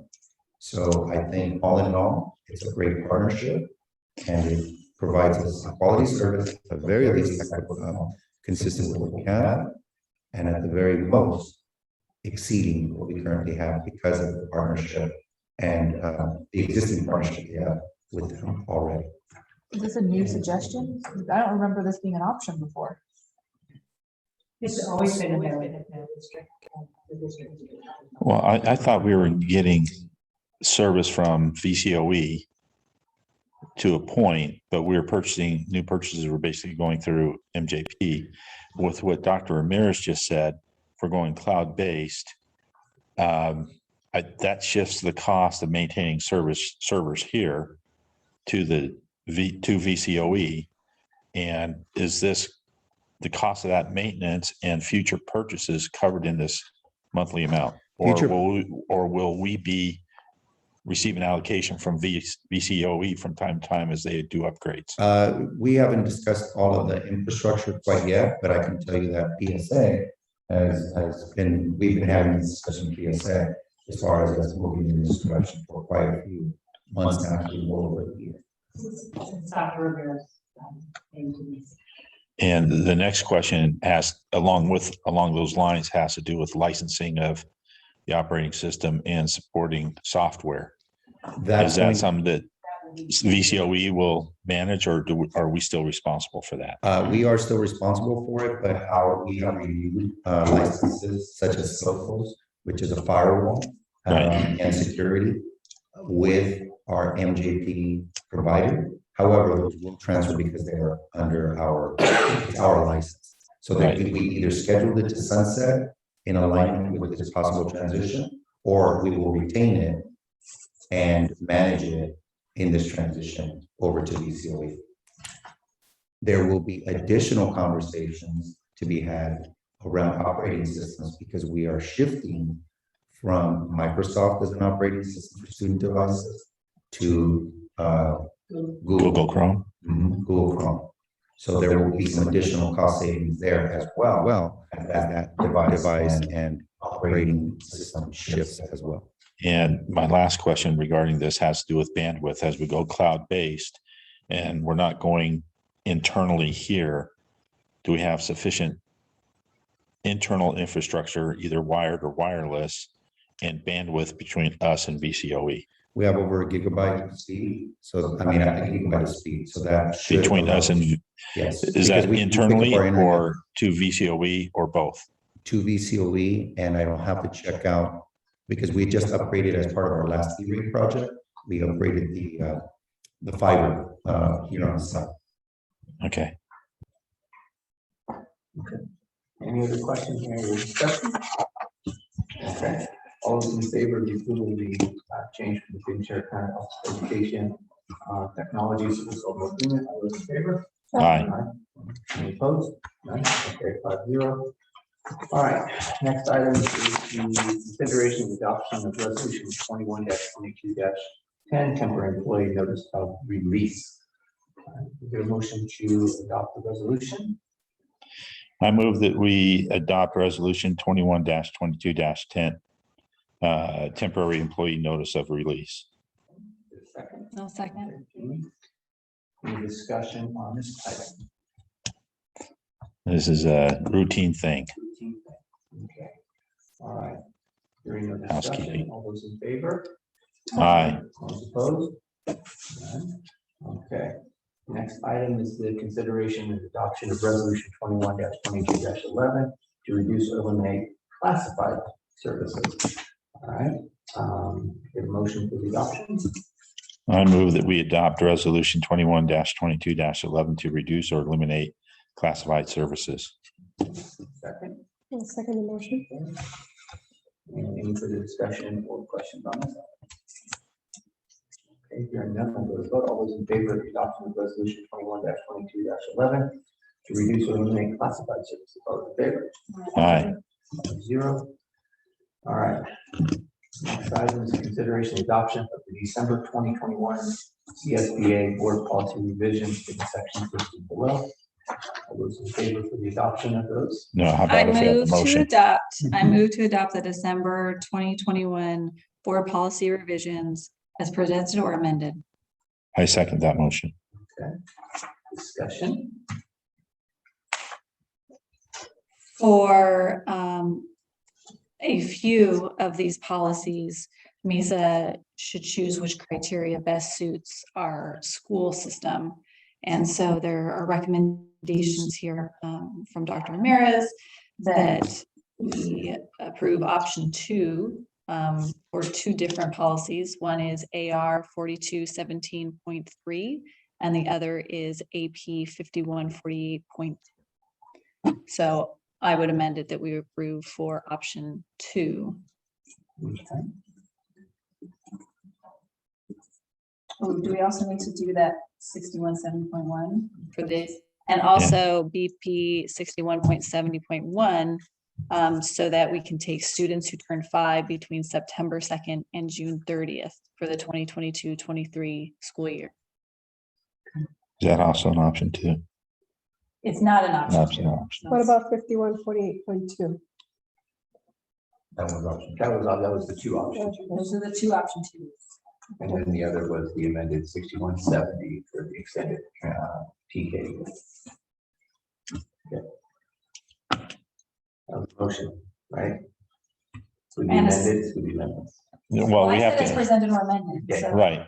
And so if we're in agreement that we choose option 2, and the language in 6170.1, I think we're good to go. Because Any further discussion? are we in agreement there? I'm in agreement. Yeah, me too. Okay. Okay. All right. All those in favor of accepting the adoption of the 2021 California State School Board policy revisions for the sections listed below as amended. All those in favor? Aye. Aye. All those opposed? Good job, man. All right. So moving on, we have a couple more things here to take care of. We have personnel items to take care of. Can I get a motion for the approval of the ratification of the absence for request for employee number 00233 under the Family Medical Leave Act effective February 19th, 2022 through May 20, 2022. I so move. Okay, can you get a second? I'll second that. Okay, any discussion, questions? Okay, all those in favor of the approval of the leave of absence request for employee number 00233 under the Family Medical Leave Act, February 19, 2022 through May 20, 2022. All those in favor? Aye. Okay.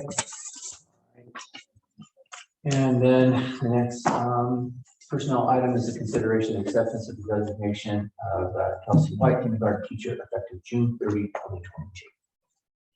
I move that we accept the resignation of Kelsey White, kindergarten teacher, effective June 30, 2022. Second. I'll second the motion. All right, got a second. Around here. Any further discussion or questions regarding the accepting the resignation? Okay. All right. So on the motion, no other discussion. All those in favor of the acceptance of the resignation of Kelly White, kindergarten teacher, effective June 30, 2022. All those in favor? Aye. Aye. Any opposed? I just didn't know, just out of curiosity. All right. And then, so item 15 is item for future consideration is the LCA, the LCAP update, which will be next month. And then we're going to meet April 19th on Tuesday at 6 p.m. for our regular board meeting. Wait, and just a reminder that I would like to know more about that tutoring program. Yes, with the reminder That's in there as well. 24/7 program. Okay. Yeah, that's the one. All right, meeting adjourned at 21:34. Great meeting.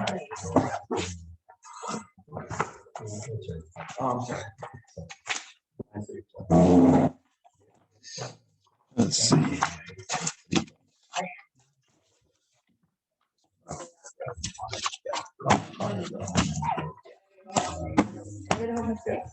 Hopefully it takes under that too. Good night, Krista.